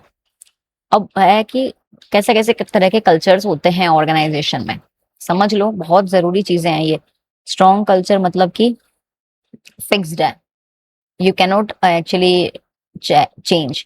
शेयर्ड नॉर्म्स होते हैं, बहुत ज्यादा कंसिस्टेंट बिहेवियर है, कंसिस्टेंटी। यहाँ पे वीक कल्चर में क्या होता है, अलग अलग कल्चर्स है, अलग अलग इनकंसिस्टेंट वैल्यूज है, कभी कुछ हो रहा है कभी कुछ हो रहा है, ठीक है। डोमिनेंट मतलब ये होता है core values held by majority of members. एक कंपनी है जिसमें मोस्ट ऑफ दी जो है वो हम बोल सकते हैं जैन है या क्रिश्चियन है, या फिर बोल सकते हैं कि कोई पर्टिकुलर मेंबर्स है जो राजस्थान से बिलोंग कर रहे हैं, तो उन्हीं का कल्चर चल रहा है। मतलब जो भी इवेंट्स हो रहे हैं, जो भी ऑर्गेनाइजेशंस में छुट्टियां मिल रही है, वो सारे उनके इवेंट्स पे मिल रही है। What about the other people who are coming from Bombay, what about the other people who are coming from Gujarat, और even if they are not Hindu, तो उनके रिलीजन पे, उनके फंक्शंस पे, इवेंट्स पे भी छुट्टियां मिलनी चाहिए। So every organisation should consider each and every occasion, ठीक है, एवरी कल्चर के ओकेशन को इक्वल इंपॉर्टेंस देनी चाहिए, डोमिनेंट कल्चर नहीं फॉलो करना चाहिए। सब कल्चर में क्या होता है, माइनॉरिटी जो है, रीजनल प्रोफेशनल सब कल्चर्स है, उनको भी फॉलो करना। क्लेन, क्लेन अच्छे से पढ़ना।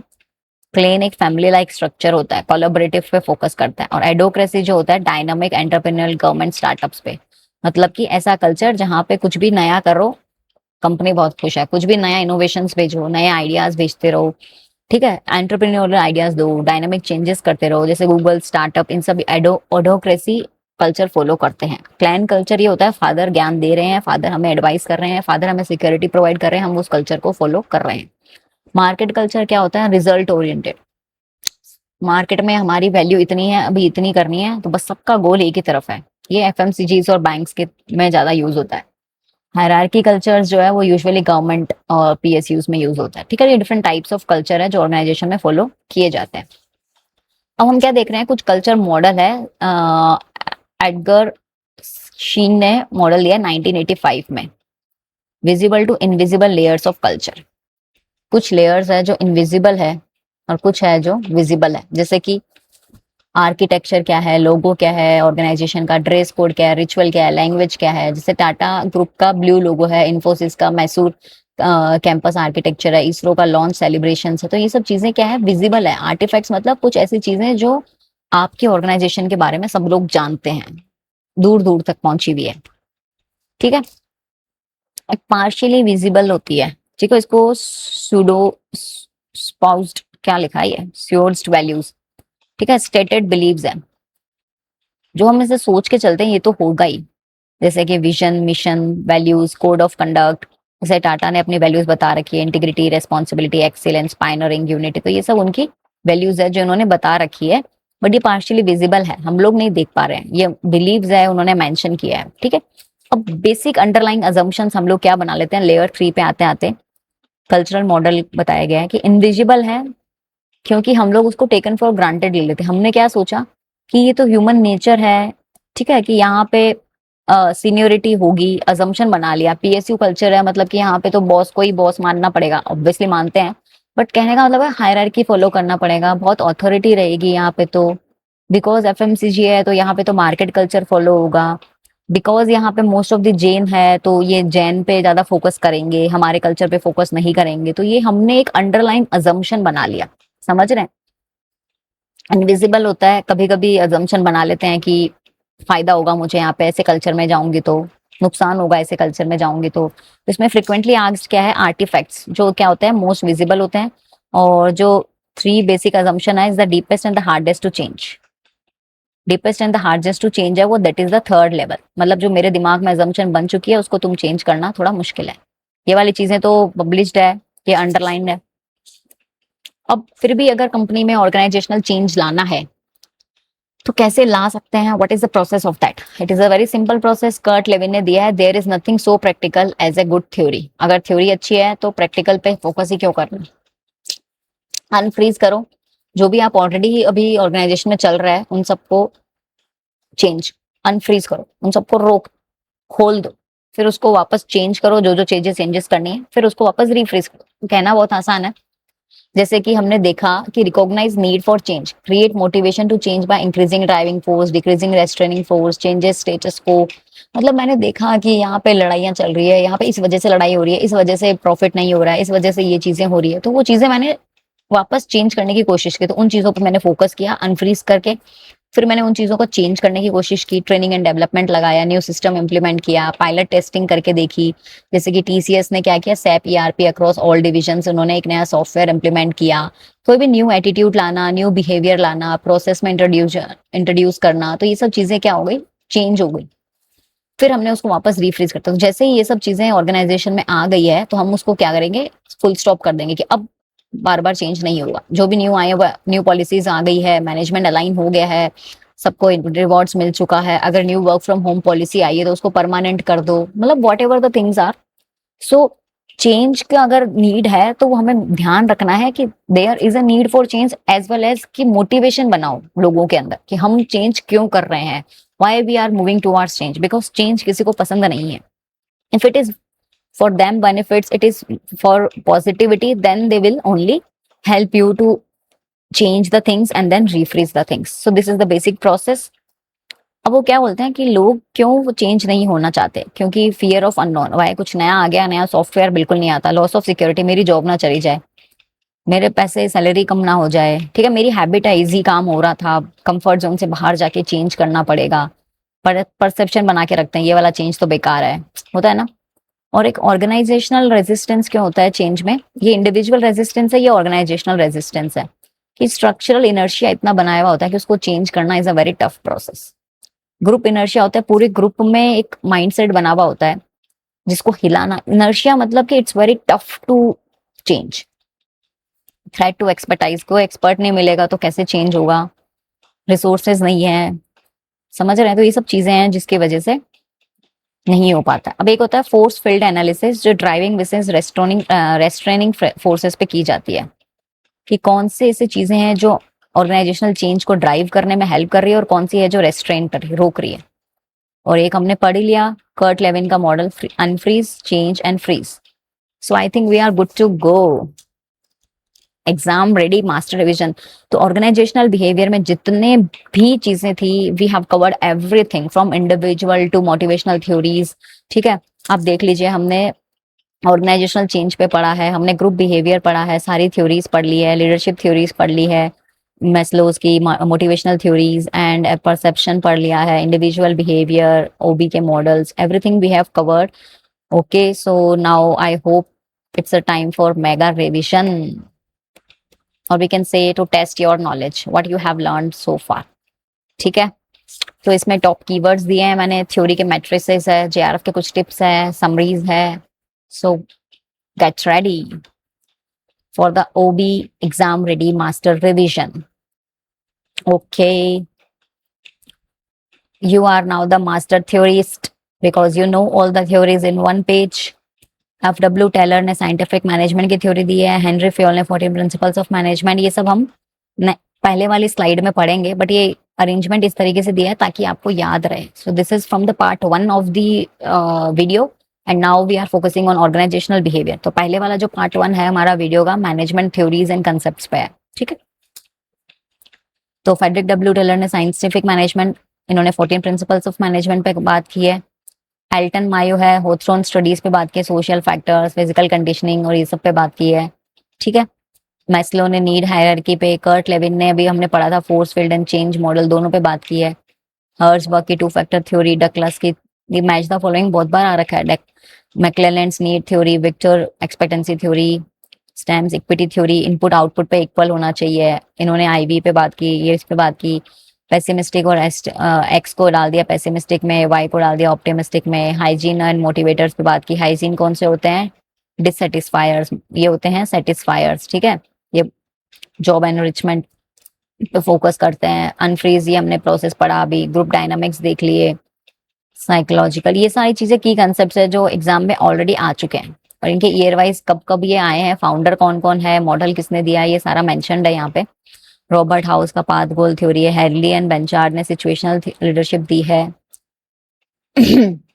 हमने अभी पढ़ा था शीन, एडगर शीन ने ऑर्गेनाइजेशनल कल्चर मॉडल की बात की थी जिसमें आर्टिफैक्ट्स, वैल्यूज और अजम्पशंस है, ठीक है। 1985 में आया ये। इमोशनल इंटेलिजेंस हमने देखा था, EQ is better than IQ, ठीक है। और कोस्टा एंड मैक्रे ने दी थी big 5 ocean theory, big 5 personality trait theory जो है कोस्टा एंड मैक्रे ने दी थी। ये ओपननेस, कंसाइटनेस, एक्स्ट्रावर्जन, इस पे बात करती है, ठीक है। ये 1992 में आई थी और ये वाली आई थी जो 1995 में, ये 1992 में। 1978 में आई थी ये, ठीक है। ये 1985 में आई है, ये 1969, 1971। Okay, so I hope you have revised everything. Most frequently asked questions in the UGC net. Oh my God, now we have 100 exam keywords. OB basics. Okay, ठीक है। मोस्ट नोन टर्मिनोलॉजी है, आई थिंक ये सब आता होगा आपको, हमने अभी अभी पढ़ा है। होथ्रोन इफेक्ट क्या होता है, social laughing, group thing, synergy.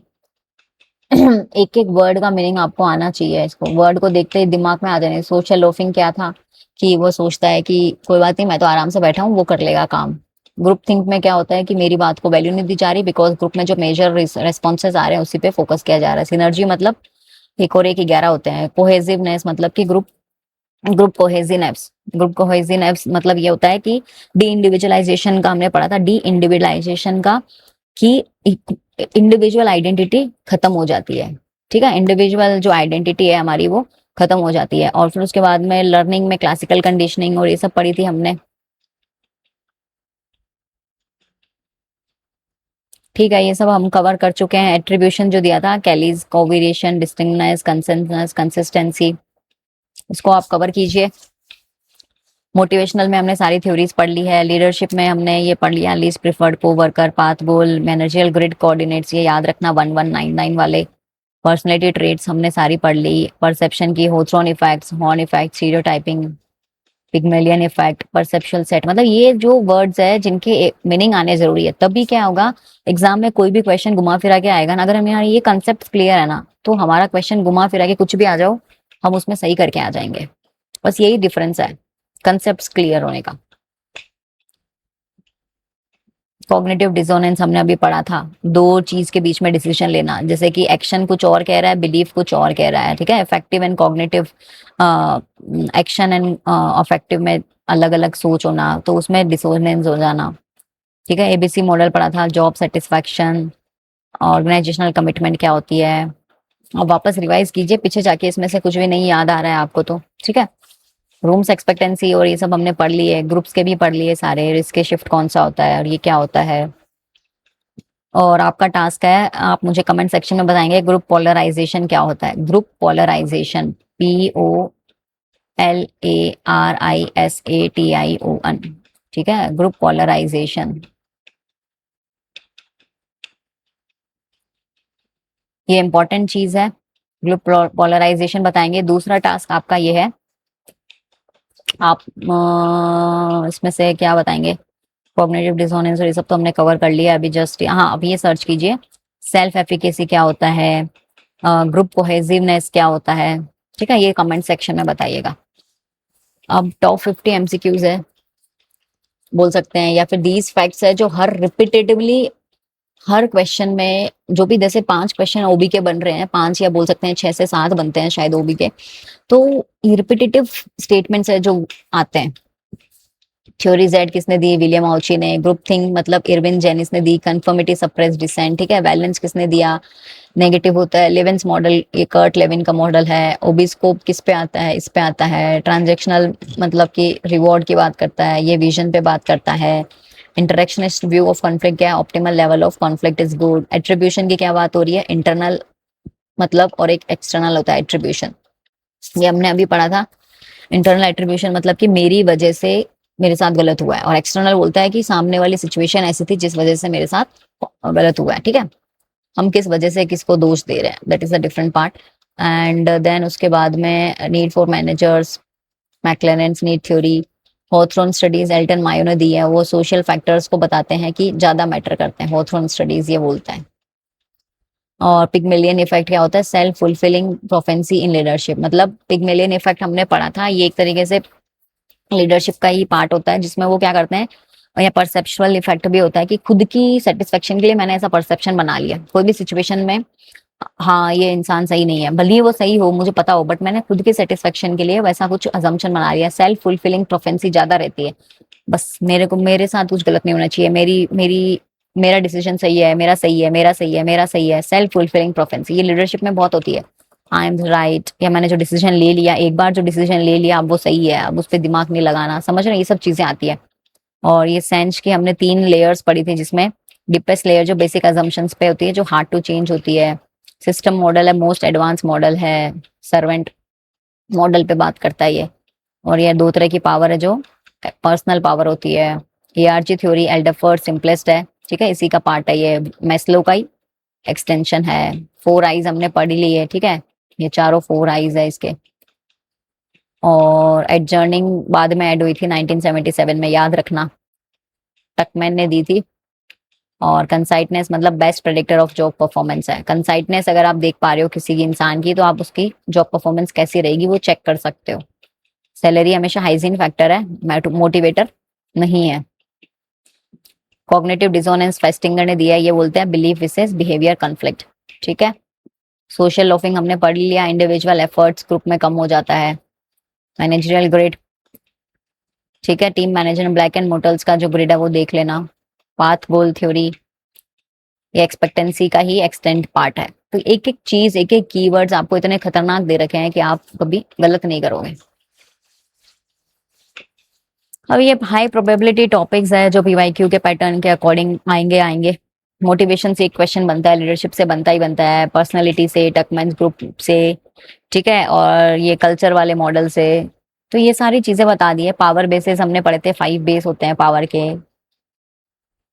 कौन सा बेस है जो बहुत इंपॉर्टेंट है? रेफरेंट पावर, और ये सब हमने पढ़े थे अभी। एट्रीब्यूशन थ्योरी हमने पढ़ी थी, इंटरनल एक्सटर्नल, ठीक है। बायसनेस क्या होता है, एट्रीब्यूशन एरर क्या होता है, कैलेस के कौन से 3 फैक्टर्स, तो ये सब चीजें जो इसमें मेंशन्ड है, इतना तो आप कवर कर लेना। मेरे हिसाब से इनके अलावा कुछ क्वेश्चन बनना ही नहीं चाहिए, और अगर बनता है तो आप बहुत इजीली अपने दिमाग से सॉल्व कर पाएंगे, अगर आपके इतने कंसेप्ट क्लियर होंगे तो।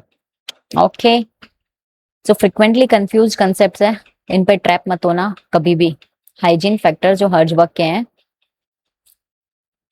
ये सैलरी पॉलिसी प्रिवेंट डिससेटिस्फेक्शन में आते हैं, और मोटिवेटर्स जो है सेटिस्फेक्शन क्रिएट करते हैं।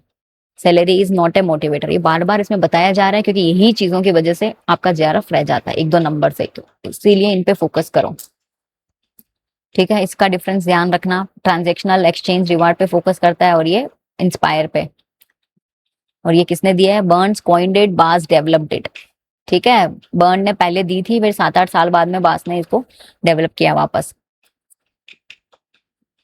फॉर्मल ग्रुप विसेस इनफॉर्मल ग्रुप पे ध्यान रखना। फॉर्मल कमांड और टास्क ग्रुप होते हैं, इनफॉर्मल फ्रेंडशिप वाला होता है। क्योंकि होता क्या है, टॉप 6 कंफ्यूजन है ये, जहाँ पे 30 से 40% ऑफ कैंडिडेट यहीं पे आके फंस जाते हैं और कॉम्पिटेटिव एडवांटेज नहीं ले पाते हैं जेआरएफ वाला। कंटेंट थ्योरीज हमने पढ़ी थी, शुरू वाली कंटेंट थ्योरीज थी, फिर प्रोसेस थ्योरी थी, फिर रेनफोर्समेंट था, ठीक है। तो इन पे भी ध्यान रखना कौन सी कंटेंट थ्योरीज है। क्वेश्चन आता है which are the content theories of Maslow motivational के, तो ये सब कंटेंट थ्योरीज है। प्रोसेस वाली है ब्रूम्स और एडम्स, और रीइंफोर्समेंट भी प्रोसेस में डाल दी इन्होंने, ठीक है। इंटरनल एट्रीब्यूशन और एक्सटर्नल एट्रीब्यूशन, इंटरनल ब्लेम खुद पे ही डाल देना क्योंकि वो इंसान लेजी है, टैलेंटेड नहीं है, और एक्सटर्नल मतलब सिचुएशन ही ऐसी थी, लक खराब था, अनफेयर हो गया मेरे साथ में इसलिए फेल हो गया मैं, ठीक है। स्ट्रॉन्ग कल्चर विसेस डोमिनेंट कल्चर, डोमिनेंट मतलब होता है कि बहुत सारे लोग हैं, मेजोरिटी की वजह से वही कल्चर चल रहा है। स्ट्रॉन्ग कल्चर होता है एक फिक्स कल्चर है, वाइडली स्प्रेड है, हर जगह सेम कल्चर फॉलो हो रहा है, एप्पल और में होता है ये। Okay, so this is the very ultra fast revision, इसका स्क्रीनशॉट ले लो, ठीक है। ये हमने पढ़ लिया है। ओके, किसका किसका किस पे फोकस होता है। ओशियन, कंसाइटनेस बेस्ट जॉब प्रेडिक्टर है। ओके, ईआई जो है वो गोल्डमैन ने बनाए थे, 5 कंपोनेंट्स है इमोशनल इंटेलिजेंस के, जो होने बहुत जरूरी है। और एक्सपेक्टेंस सैलरी नॉट मोटिवेटर, बार बार वही चीज रटाई जा रही है क्योंकि यही इंपॉर्टेंट है।